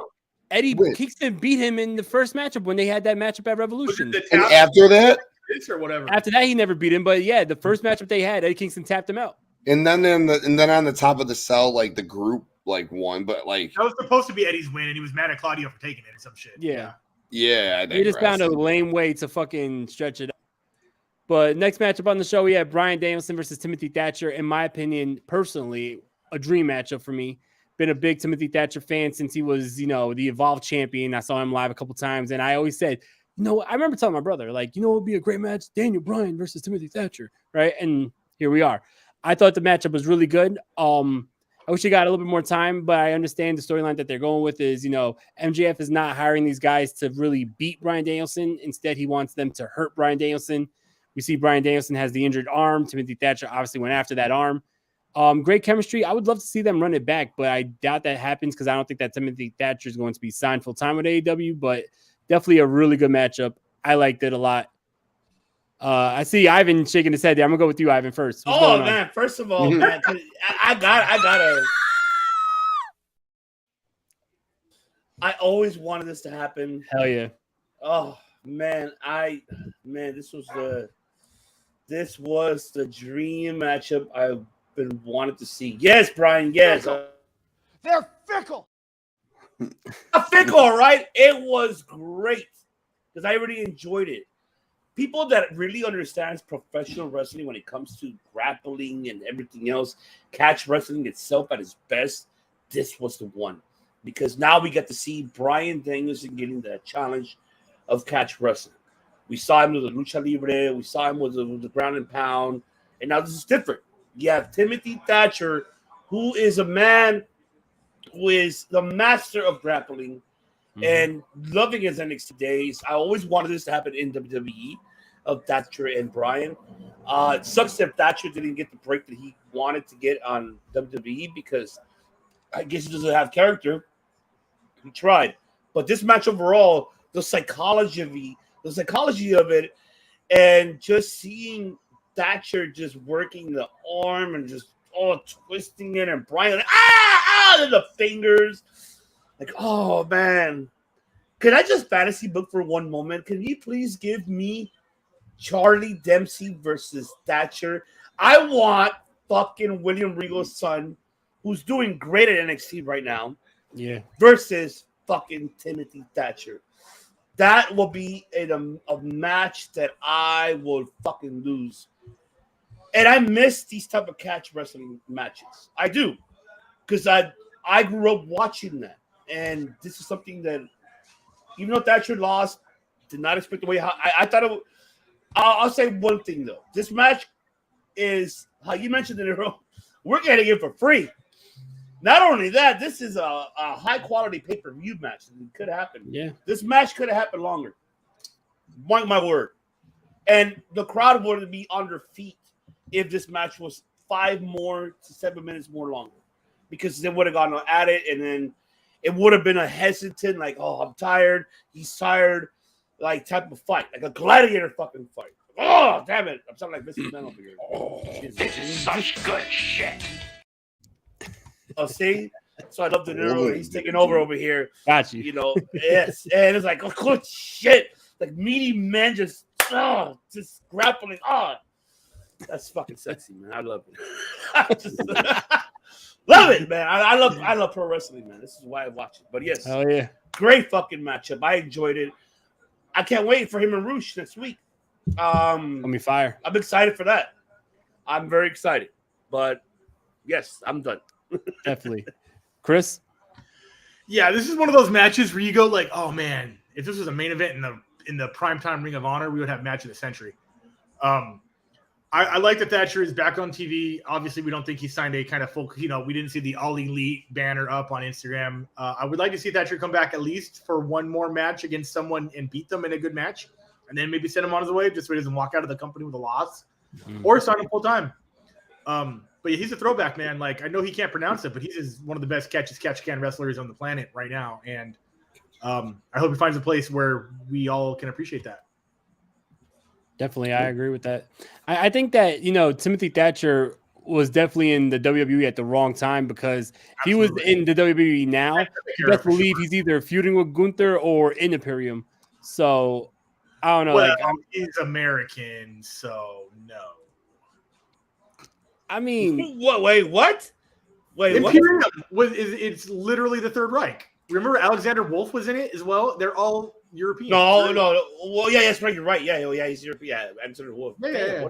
But I thought Thatcher was like a part of the original group. Was he original? Thatcher and Gunther were a tag team. They were a tag team on the Indies. And that's why Thatcher uses the music. Yeah, exactly. Yes. It's not the same thing, though. They were in that. What's the name of the group? Give me the name. Give me the fucking name. Was it called Google it. Let's Google it. Say it again. Ringkampf. Ringkampf. I think it was like KAMPF or something. That sounds super true. Ringkampf. Yes. Wait, what the fuck is Thatcher from? I forgot. Where's he from? Alameda, California. I always thought he was European as fuck. Oh shit, I was wrong. Have you ever heard him talk? He has the Missy T, so he goes, "I'm going to beat you." Like, no, he has that lisp and the broken teeth. He has a mega lisp, and he's very California. I thought he was actually probably from like Georgia. He's slated. He's slated from over there though, which is fair. But, See, it's still real to me. De Niro, it's still real to me too. He's built from Sacramento, which makes sense. Because when he's able to walk out with that Imperium theme music on AEW national television, it's a big deal, right? Hell yeah. What did you think about this match, TK? I thought this match would have been a lot better if it was the first match. Not a lot better, but it would have meant a lot more if it was the first match on the show. After this point, we had just gotten 20-something minutes of Hangman and Mox, and we had just gotten the match between Taki and Cage. So at this point, between Danielson and Thatcher, who really needs to see another wrestling match like this?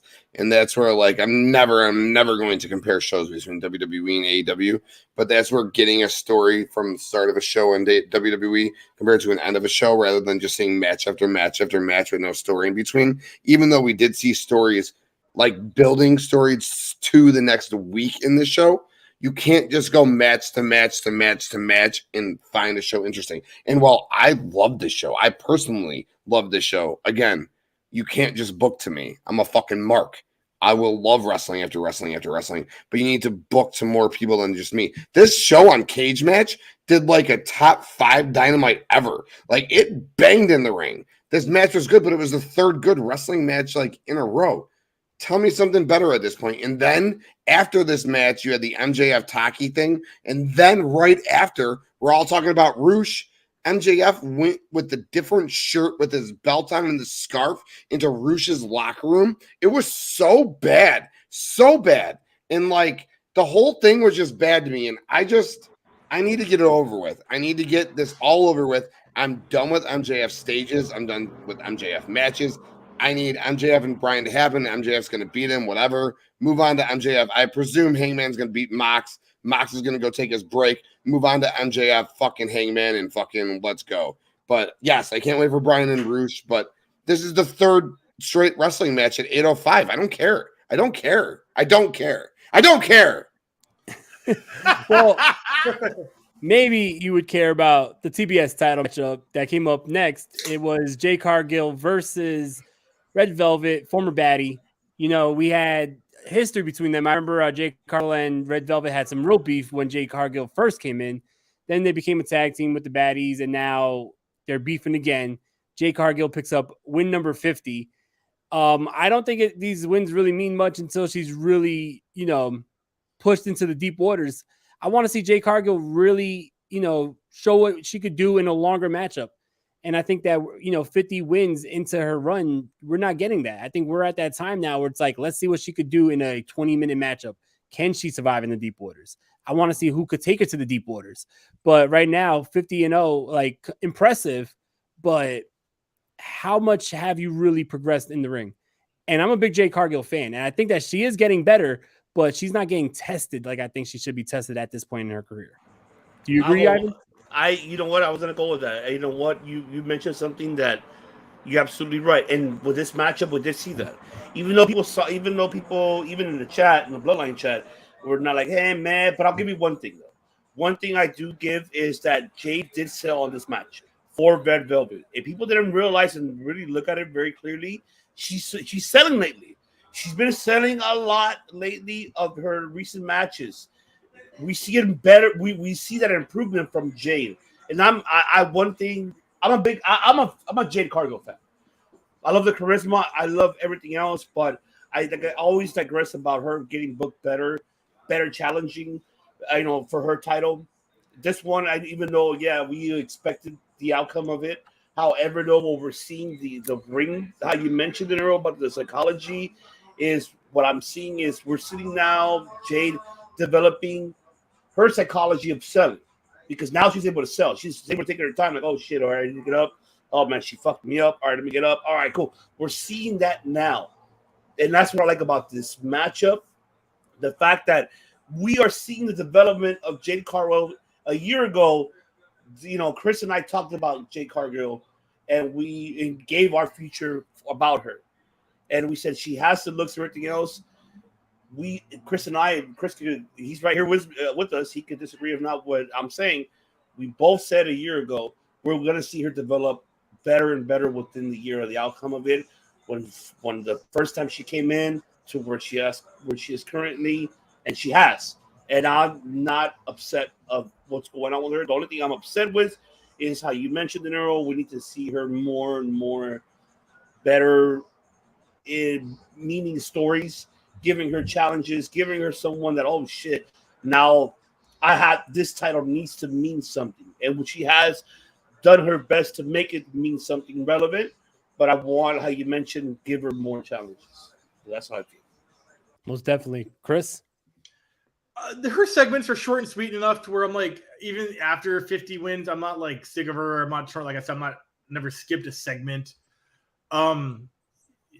She's still developing, and there's so many dream matches I would love to put in that question mark of who will test her. And we don't mean like in kayfabe, who she, like, I want to find a wrestler, not even that would beat her, but just would prove that the questions you guys have were answered. Who would be that wrestler? Give her Serena Deeb. Yes, I would love that. I would love Serena Deeb. She's already beaten Nyla. Does it have to be a 21-minute match? Maybe, maybe not. Does it have to be a stipulation match, like a last woman standing match? That would be cool. But yeah, I'm just mostly curious about what will she have to do, or who will she have to face to get those questions answered for everybody. But I don't think any of us are doubting her skills anywhere in the ring or on the mic. I think we just want to see her almost look like she may lose the belt. Yeah, make her look a little vulnerable, you know what I mean? Because right now she's still a superwoman that's just running through the whole division. Yeah, and I do love that. I do love that character. We don't really have a lot of those left anymore. And the fact that it's just her in that company, I'm cool with that. But yeah, I would love to see who they bring in to make us think, oh shit, for once. That's it. Just that oh shit factor. I don't think we've seen her against like the upper echelon of that division yet. We haven't seen her against the Ruby Sohos, the Tony Storms, the Britt Bakers, the Jamie Hayters. Well, we definitely saw her against Ruby Soho. That was Botchmania. Well, yeah, that was true that. True that. Even when Thunder was a fucking De Niro, you took the words right out of my mouth. So here's the thing with Jade. Do I think she's boring? Hell no. Do I think there's no stories? Hell no. Do I think she has repetitive matches? Yes. It's gotten to the point where who else is there for her to fight? She's fought everyone on this level, plus people over and over again. Here's the thing with AEW, okay? And listen to me. You want to talk about MJF and the story and the contract of 2024, blah, blah, fucking blah. There is one person on this whole entire roster that is WWE worthy, and you're fucking looking at her on this fucking screen, okay? And if you don't take advantage of what you have in front of you, you are fucking up mightily. She has not fought anyone in the upper echelon. She fought fucking Jamie Hayter in that TBS title tournament, which was bullshit. She fought Thunder Rosa in the TBS championship tournament that was Mercedes Martinez interfered in, which was bullshit. She's never had a fucking engagement with Britt. Statlander might have taken the belt off of her. Statlander needs to come and take this belt off of her. Jade is beyond this fucking mid-card bullshit, okay? Jade might be beyond the world title, but guess what? Jade's never won the fucking world title, so you can't be beyond the world title if you have never won the world title, okay? So Jade needs, I get why they did red here, because she's the first and she's the 50th. Fuck the streak. Fuck this shit. Jade, hand the belt in after 50 and say, I'm done with this belt. I've beaten everybody. I don't care. Jade and Jamie after, but I do want Jade involved in this OGs versus fucking intruder feud. I do want her there. She needs to be an OG. And after that, she hands the belt in or Stat's back. She loses it to Stat, and then Jade goes after Jamie. And if they don't take advantage of Jade versus Jamie, and then maybe Jade versus DMD, they're fucking up mightily. And then Jade versus Saraya and Jade and Tony, because you're going to lose this beautiful fucking talent to the other side, where let me tell you, if they get their hands on her, Wardlow, or MJF, they might be able to do something real with them. So do something, Tony. Get this bullshit belt off of her and do something right now, because she's way too good to keep fucking up. She could straight relinquish that thing. That would probably be the best answer. Retire that belt. Right now. Hand it over, bro. That's it. I like that. That'd be the smartest move, in my opinion, to keep her relevant and not diminish her streak. Right. That's losing the stat really good point. Just hand it over, do a tournament, the returning stat wins it. Like, yeah, that's a really good point. That's a really fucking valid point. That's really a valid point, TK. Let's fucking go. And Chris, don't get send it I hope Triple H. I hope Triple H is not the only one in the chat. I hope TK also listening. Man, main event time. We got Samoa Joe versus Darby Allin, and I know Ivan has a lot to say about this motherfucking matchup. real quick, I'm just gonna say I fucking am very happy that Darby Allin lost the title to Samoa Joe because I feel like Samoa Joe beat his ass so badly the first time. It was okay for Darby beat him the second time, but I think like it's kind of unrealistic for Samoa Joe to lose to Darby Allin, especially no holds barred. Joe is just too much of a fucking monster. I love the whole King of Television gimmick, and I'm a big ass Samoa Joe mark since I fucking seen him back at the fucking Murphy Rec Center way Fuck back. That guy gave me my first loss. Hey, I mean, in that case, fuck Samoa Joe. That's my my Al Bundy moment, man. My 4 touchdowns in one game. That's my fucking Samoa Joe's my Al Bundy. Full disclosure again, ladies and gentlemen, the director himself, our host Chris Kennedy, was El Gallinero. Oh Jesus Christ! Original. And he just giving up the identity. And yeah, I know. So like, everybody fucking knows that Scorpio Sky was the second one after him. Who cares? Yeah, that's true. Scorpio Sky was the guy in there of those. It's funny because that's ironic because you have, wrestling history with Samoa Joe. When I was training at House of Glory on my first day, Samoa Joe was actually a guest trainer, and I actually got to train with Samoa Joe on my first day, which I thought was really cool. But yeah, so we both have Samoa Joe in our little wrestling history. You had more, you had more match time than I did. I had like 2 matches, but it was like 8 minutes. It wasn't that bad. Hey, he hit you with the muscle buster? No, I don't forget what he beat me with. It might have been a power bomb. I honestly, I have no fucking clue.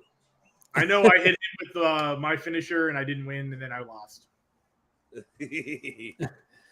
You got Darby Allin in that situation? Yeah, I have no fucking. It might have been a power bomb. I don't know what his original finisher was. It was literally 1 years ago. But yeah, this matchup was fucking insane. I was 16, so 22. Yeah. Wow. Damn. Yeah, I think that was like when Samoa Joe first was on the scene too. Like. Oh yeah, most definitely. Yeah, he was just some guy that we knew from Cincinnati Red School down the street. He was just Joe. Oh man, he was definitely Samoa Joe at the time for sure. Ivan's over here about to bust at the seams. Well, because I'm seeing Bakley's chat right here on the chat. For all our audio platform listeners, he's like, I enjoyed it. Darby's a champion. He's the reason the belt was relevant again. But I just knew that we're going to kill him. I disagree. I love you, Dan. I love you, but I'll tell you this right now: that belt started becoming relevant again with Samoa Joe. Samoa Joe was doing the open challenges and putting on banger after banger after banger, and he just happened to lose to Darby Allin. But Samoa Joe was having those open challenges and putting on fucking bangers against fucking Juice Robinson. He was having great matches, and then he lost the title. But Samoa Joe was the one who made that belt relevant after Wardlow's shitty-ass title run. So I'm glad Samoa Joe has it back. I think that this is going to elevate the TNT title even more. Okay. May I? Because I just need to get the fuck out of my chest. Do you think, Ivan? Yes, please, because, man. Is Wayne Brady going to have to choke a bitch? Classic Dave Chappelle. Oh yeah. I have to because I said it in the chat. I said it in the fucking chat. This main event was great. The match was great. I'm not knocking the match. The match was great. Great sell. I like to sell with Joe, with that table spot. If you notice why he started bleeding, because that table, the edge of the table, director could tell you, right, that table edge right there on the side will make you bleed. I mean, we already saw it. We see that. That's automatically. But overall, the match was solid. I'm not going to just, really, I'm not trashing the match. The only thing I'm really trashing is this man who held the belt, and for some odd reason, he got it because he was in Seattle, Washington, and hey, I'm a hometown hero. I'm here, and you gave 1 or 2 open challenges, and then you lost. You won, then you lost Samoa Joe, and then you had Wardlow coming back. This TNT title to me, and I want to get shitted on this for everybody who is watching, who is listening. I'm gonna get shitted on this. There's a Wardlow impression for those in the back, and I don't give a shit if I am gonna get shitted on this because hey, this fucking title is not relevant to me. This title is becoming the hot potato. It's the 24/7 title. Thank you. Somebody said it before I even said it. I fucking love you. It's not even the hardcore title, which mattered for a weekend. It's the 24/7 title. Thank you. I didn't even have to say it. I said it in the chat. Ask Tim. Ask De Niro. Did I say it in the chat? Tell me if I said that. I said this title has become the AEW version of the 24/7 title. And it is pathetic. It's bullshit that you're using this title to be a fucking hot potato. It's no. I said it. And you guys can agree or not. That's what we watched. We're called Circle Debate for a reason. Cody Rhodes, Brody Lee, rest in peace, tried their best to make those titles relevant. More Cody because he open challenged it. And then the whole hot potato began with Sammy and Cody. From there, Sammy and Scorpio Sky, and then everything else. Miro, where the fuck is Miro? Miro could have made that title something. He could have, and he was doing it with his fucking promo, saying, "Oh my God, yeah, hey, my gods are telling me this. No, I devoured them. No." Those were the fucking baddest vignettes with this TNT title. And you're making this a 24/7 title. Why are you doing you TK? You want to talk about? Oh yeah. Oh, I changed my booking. I did all what I needed to do. You haven't changed shit. Tell me you haven't changed shit. If you want to say you changed shit, prove me fucking wrong. You have not done it with this title. Mm-hmm. This title is now your 24/7 title. That's fucking bullshit. Well, you're bullshit, Tony Khan. I'm telling you that right now. Because a real TK right here, Tim King, could have booked it better. And I agree with De Niro, what he said. Samoa Joe should have not lost it anyways. He shouldn't have. He should have kept it. I get it if you were a hometown hero in Seattle. However, break dreams. Like Vincent, Kennedy, and man always do. You're in the hometown, right? Oh, yeah. Where you got to lose in your hometown. Fuck you. There you go. You lose. Bring the Kiss My Ass Club. Yeah. And there you go. And then, where the fuck is Hobbs? Where's Hobbs in this? He's in Oakland. He's in Emeryville. Hey, this is the story of Will Hobbs. Oh, yeah. Yeah, that is. He has been gone for about 2 weeks or something. Why? Like, you got him involved in this TNT title, and then out of nowhere, shush, that was it. Like, that's what my digression is. That's where I get upset of. You know, that's where I get upset of. Like, Bakley, I love you, but damn, no, I'm sorry. I love you, brother, but fuck that. I mean, Darby Allin as the TNT champion the first time was a good run, but I mean, shit, like that title lost its prestige since then. So I don't think that his first run should have meant, since he had the title and did 12 title defenses the first time he had the title, we had to keep the title on him now. Like, this shit was realistic. I mean, come on, let's be real. Everybody wants realism in wrestling. Fucking Darby Allin is like 120 pounds, all right? Samoa Joe fucking squashed him like he should have. Like, that's it. Like, just like the first match when Samoa Joe beat the shit out of him, the second match, Darby Allin shouldn't have won that matchup.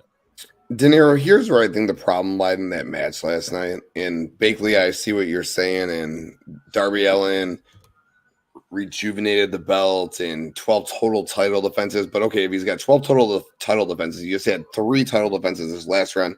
That means he had 9 previous to this. I mean, this title run was fine. It was for 1 month. It was fine. Joe should have never had this belt in the first place. Wardlow should have never had this belt in the first place. Keith Lee should have been brought in when he was brought in, won that ladder match, won that belt off Scorpio Sky, and Scorpio Sky also should have never had that belt in the first place. If Miro was going to lose it to Sammy Guevara, Sammy should have held that belt for quite some time. There was no losing it to Scorpio Sky. Or no, he lost it to Cody, got it back. Lost it to Cody, got it back. Cody again. We talked about this earlier. Cody and AEW fucked everything up. Cody fucked this title up. No, he didn't. No, he didn't. How? Wait, how? Ivan, when it's my turn, I will put you in your place with that thought. Okay, so what I'm saying is, going back to it, now that we're talking this out loud, going back to it, Cody playing the transitional back and forth between Sammy and Cody is actually when this belt started getting fucked up, because we just talked it back to Darby, which was good, to Miro, which was good, to Sammy, which started good, to Cody, why? To Sammy, why? To Scorpio, okay, back to Sammy, and then to Scorpio, and then to Wardlow. But why did Wardlow need to win that ladder match? Why didn't Keith Lee win that ladder match? And then, oh, what's up, amigo? And why didn't Keith Lee win that ladder match? And if Scorpio was going to have that belt, then go in on Scorpio. I digress. We're talking about here. The biggest problem with this match was that Darby spent 8 minutes cutting shit around the ring that made me want to punch myself in the fucking head, okay? I'm like, what is this guy doing? And then Joe getting the belt back, fine. But I wanted Ward. Everyone knows how much I love War Daddy. Go watch my video. War Daddy's in my video. But oh my God, hate.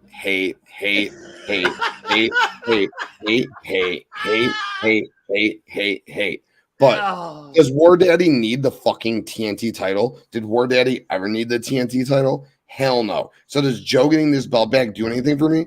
Absolutely not. Did Darby getting it from Joe do nothing for me? No. You know who needs this belt? I said it to you guys for fucking weeks. Ricky Starks should have beat Joe, and that would have boosted Ricky Starks to the next level. Jungle Boy Jack Perry. I don't mind that at all. Jack Perry should have beat Joe. It would have boosted him to the next level. Darby beating Joe to Wardlow. Fuck off. Get out of here. Chris? So, story time. In less than 3 years, there has been 15 different title reigns amongst 8 different wrestlers. The only reason this belt even exists is because of the stipulation that if MJF and Cody Rhodes, something rather, it was in the contract, or if Cody lost, he would never challenge for he could never challenge for the heavyweight title ever in the company that he runs, would never be champion. So I think this belt was created to quell that. In the last great TNT title match ever, Cody lost it to Brody Lee, who I think would still have it if he was still alive. From then, it's just been downhill. I think it's sort of elevated Darby. It was kind of congratulations, you're a TV star. But it's just gone back and forth amongst the same 4 people too many times. And people forget, like, Scorpio Sky had it for like 2 months. I don't think he even defended it more than once. Sammy's had it, looks like 3 times or something. I don't know why. Joe's had it 2 or 3 times. Darby's had it 2 or 3 times. Like, it just can't find a home on someone that we care about. And the belt maybe should never have been on Joe, I guess, because he does have the Ring of Honor TV title, which is the equivalent. It's weird. I stopped caring about it a long time ago. The matches are still pretty decent, but I'm not like, oh shit, who's going to win the championship at the end of those matches?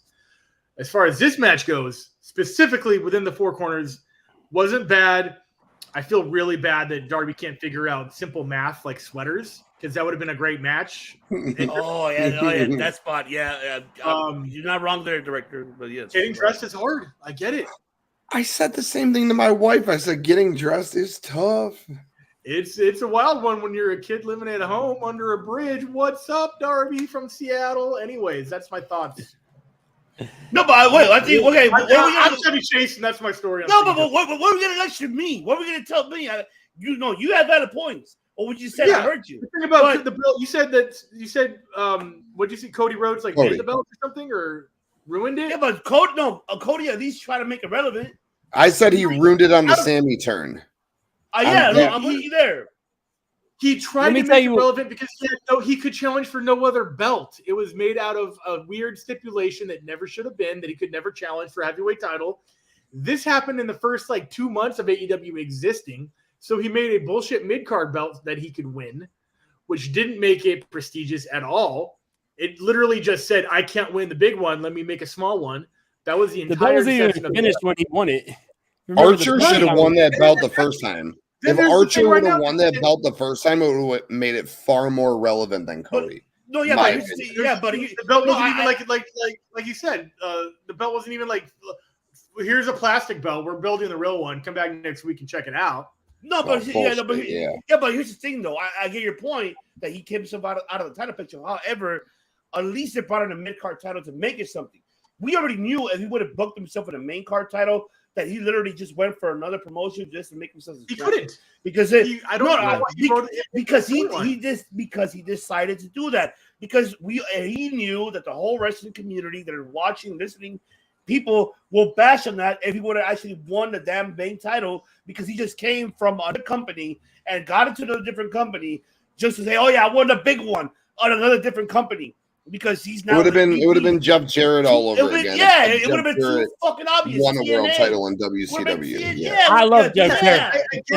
I get that he was sort of saying like, I make a promise to the fans right now that I'll never give myself the big belt, which is essentially what he was saying. And he kept it. He honored his fucking. But he still would have made himself another belt. And you know what would have been better? If he would have fucking taken his promise back, turned on the fans, made himself world champion and turned heel, and then actually made himself. I always thought that was going to be the end story. I thought that was going to be the ultimate heel turn. Me too. Like, why didn't it happen? I lied. I think there's two major moments where this title lost prestige. One is when Miro lost it to Sammy. I thought that Sammy should never beat Miro. You know what I mean? Like, even the fact that Sammy got him up for the fucking GTH or whatever he calls that shit looks stupid. I thought that Miro should have just ran right through Sammy. And, you know, this is when I was still a Sammy fan. But also, number two is I think that it was actually cool when Scorpio Sky won. He won the belt. And if you remember, it was like a double turn because the crowd was, well, going to the match, Scorpio Sky was a heel. Sammy was the baby face. No one liked Sammy because he had Ty Mello, right? They started booing him. And because they started booing him, Scorpio Sky had a monster pop when he won the title, right? Yes, very true. Yes. And it wasn't even SoCal. I know, but organically, Scorpio Sky was a babyface that night when he won the title. And then the next week they came out talking shit to the fans as a heel. And the fans wanted to cheer for Scorpio Sky, and then he's telling you no, right? So you made him tried, and then they acted like he was a face, and then he did the turn to make it worse. It was fucking bullshit. Yeah, and that's what hurt the fucking title too. So I think that those two moments were two moments that I think point out like where this title starts to like go downhill. And then the flipping back and forth with Cody and Darby, and then Cody with Sammy, and then Cody with Brody. It's like I'm glad Cody's in WWE now. Me too. But the thing for me is that me too. My thing that I always in a debate about is that like I want that title to be like a mid-card title. Mind you, we're the ones a year fucking ago bashing on WWE about how they booked their mid-card titles because of Vincent Kennedy McMahon didn't do shit with it at all. Even when Nakamura had it, he didn't do a damn fucking thing with it. And now we're seeing a whole the tables are turning. Now, remember, back then, a year ago, we mentioned, oh my God, the TNT was shit. Yes, it was, right? And now it's different because now the tables turn. Now the whole fucking 360 around. Now you have the WWE mid-card titles that are meaning something in AEW's mid-card title here.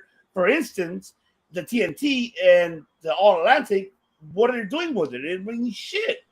I mean, that's where I'm debating of, that I get upset with. You know, I fight for AEW, the fact because there are the other alternative. They are, because they bring us professional wrestling. I know they don't bring us the stories of what we grew up with, you know, at least certain ones. Well, if they did, then they'd be WWE light. They're calling an alternative. So what? I mean, no, I'm agreeing with you. I'm saying that they're an alternative because they bring you something different than WWE.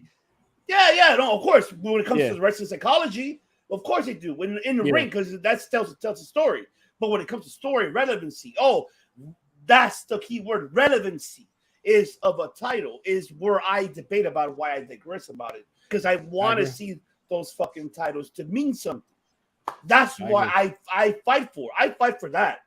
That's why I digress about for those reasons, because I want, if you want this promotion to do better, then do better of how to book your fucking titles. Make them, they're the prestige. You want to use them as a main event on national television, make it mean something.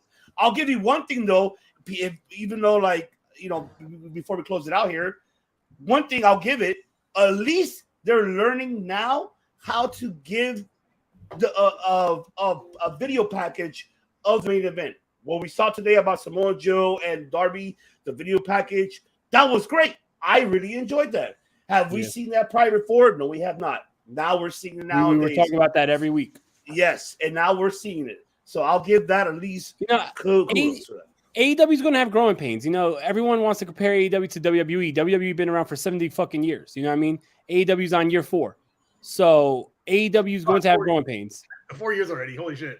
Yeah. So it's like, come on, we're comparing it's like comparing wisdom, and you have two people in the room, and one's a 4-year-old child, the other one's a 70-year-old man. It's like, all right, who's smarter? Like, you know what I mean? It's not a comparison at this point.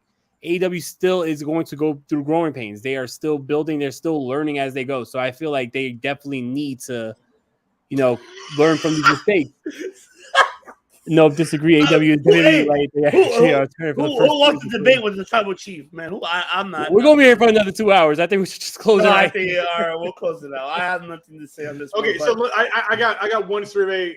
Is TK still there? Just not there. Yeah, he's. Okay, yeah, cool. he's there. Okay, this could be a quick yes or no question or answer, but we saw what's happening with the Intercontinental title right now. Gunther is carrying that belt. It's got prestige again. He's had it for almost a year or more, some outrageous great number. The belt means something again. Can they do that to the TNT title? Can they it's not going to happen on Joe, but if they put it on Wardlow, could they rebuild it or build it for the first time to be something as comparable as the IC belt? Yes or no? I thought yes, because I thought they were going to keep it on Joe. Then he lost it to Darby, so I say no. Okay. Me? Yeah. With Joe, I said yes, they can make it built. So you think Joe will be the one to Walter it back to prominence? Or hell yeah. Yes, because when he mentioned that line, the king of television, it fucking won me over. Once he said that, hell yeah, you can do it. Since right now we don't have no Ring of Honor at this moment, he can make that TNT title relevant. I think he could. I'm gonna say yes. I think that anybody can make this title relevant just by holding on to the title, putting on good matches, and fucking, like bringing it to that next level by not fucking losing it within the first 2 months. I think that's why the Intercontinental title is relevant right now. And it's not too late for the TNT title because it wasn't too late for the IC championship. If the IC championship been around for like the last 25, 30 years and it's relevant again, that just shows that the TNT title, after being around for 4 years, could be brought back to a level where it's relevant. I think you just need somebody who's going to hold it, defend it on a regular basis, and just be dominant with it. I don't really think that it's not rocket science. Motherfuckers are over here dropping the title left and right. That's the problem with it. Yo, all I got to say is 2 words, okay? Jinder Mahal. You can make anyone or anything relevant with the right booking at any time. I liked that title reign. I'll say it. I liked it. I enjoyed that. The heat, the pure heat of that was nuclear. That's it. Man, I love it. But what a way to close it out. What a way to close it out. I mean, is all elite. You heard it here first. He's in NXT though, but I don't know. Right? Yeah. Wild. But you know what? Yeah, look, man. Like I said, the thing is, the biggest ending to end this here is we want to hear everybody in the comments. We want everybody, for anybody on the audio platform listeners, give us your take about this TNT title. How should this, who should really could take this title, make it prestige, and make it relevant? 4 years in the making by far, but it's not too late, of course. We could do this. But yes, absolutely. So yeah, let's close it out here, ladies and gentlemen. Oh my God, 3 hours of fantastic fucking shit that we had to talk today. We had to cover so much. I want to thank, of course, the Banger Ball Bangers, man. Oh my God, I gotta play for this sexy banger after banger. After banger, after banger, after banger, after banger, after banger. This guy always brings a banger of podcasting, of course. The Tim King Show, brother. Thank you for being here. And I'll see you on Saturday, because this Saturday, gentlemen, we'll be here back live. We got wait. Take but they didn't know. Back up. Put it back up. We're gonna take Joe down. Oh. There you go. Oh shit! It's funny because Chris and I, when we were here watching the Rumble, and I told them that they finally found out what it meant. Chris like, no, they fucking knew. They fucking knew. Just like they knew what was going to happen if you Googled Raw XXX as well. Right. What the banger? It took you 6 weeks or 5 weeks while they were like, we're on planes, we're on cabs. Okay, you knew what you're fucking doing. Shut up. For real. For sure. But like I said, we'll be here on Saturday, ladies and gentlemen.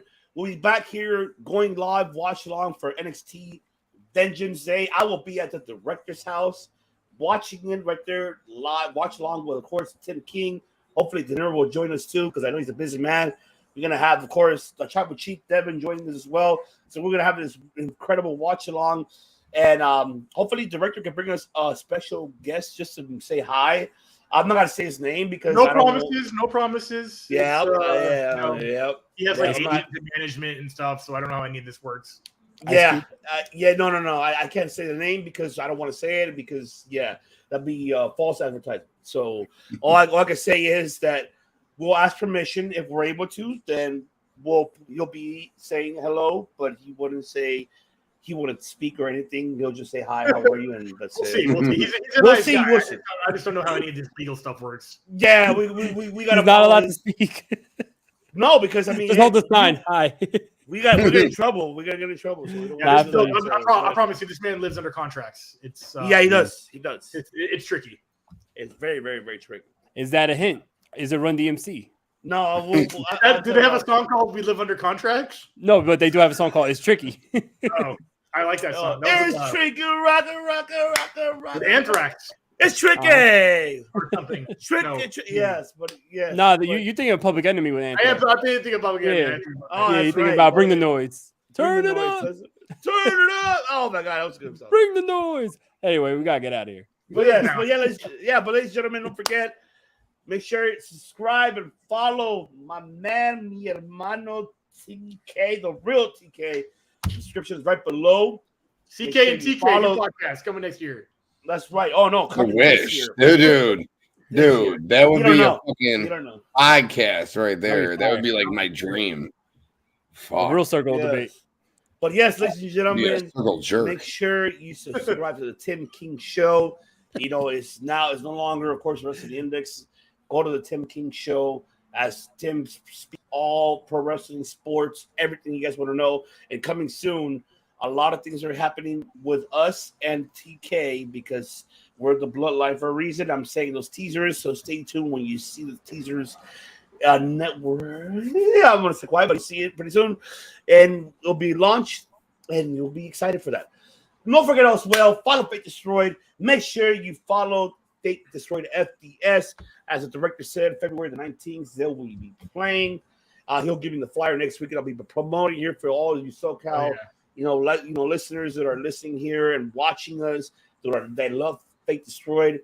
Director, once again, he want to just very briefly say where you're performing February 19th once again. The Tiki Bar or Tiki Bar, not Tiki. Is it called Tiki Bar? Or the Tiki Room.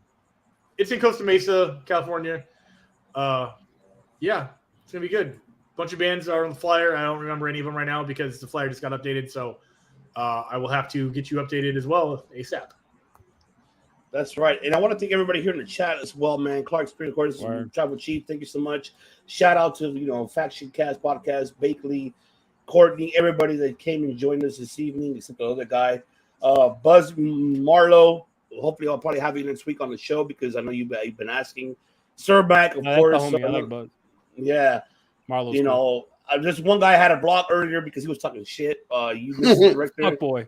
Yeah, fuck boy. Hey, fucking ruined Crash Bandicoot for me. Yeah, I had to block him in the live chat, so I had to block his ass. Word. Yeah, I'm glad it was you guys saying shit, not me. I keep my mouth. Yeah, but I want to smoke. Oh yeah, he wants to smoke. But yes, I came from the battle rap scene. Let's go. Speaking of the battle rap scene, make sure coming soon, ladies and gentlemen, here at the Wrestling Delorean Podcast. Of course, Mike De Niro will be announcing, of course, the Lords of Gotham LOG, or will be releasing a new hit single that is coming out soon. I know I'm spoiling. I apologize, De Niro, but he will.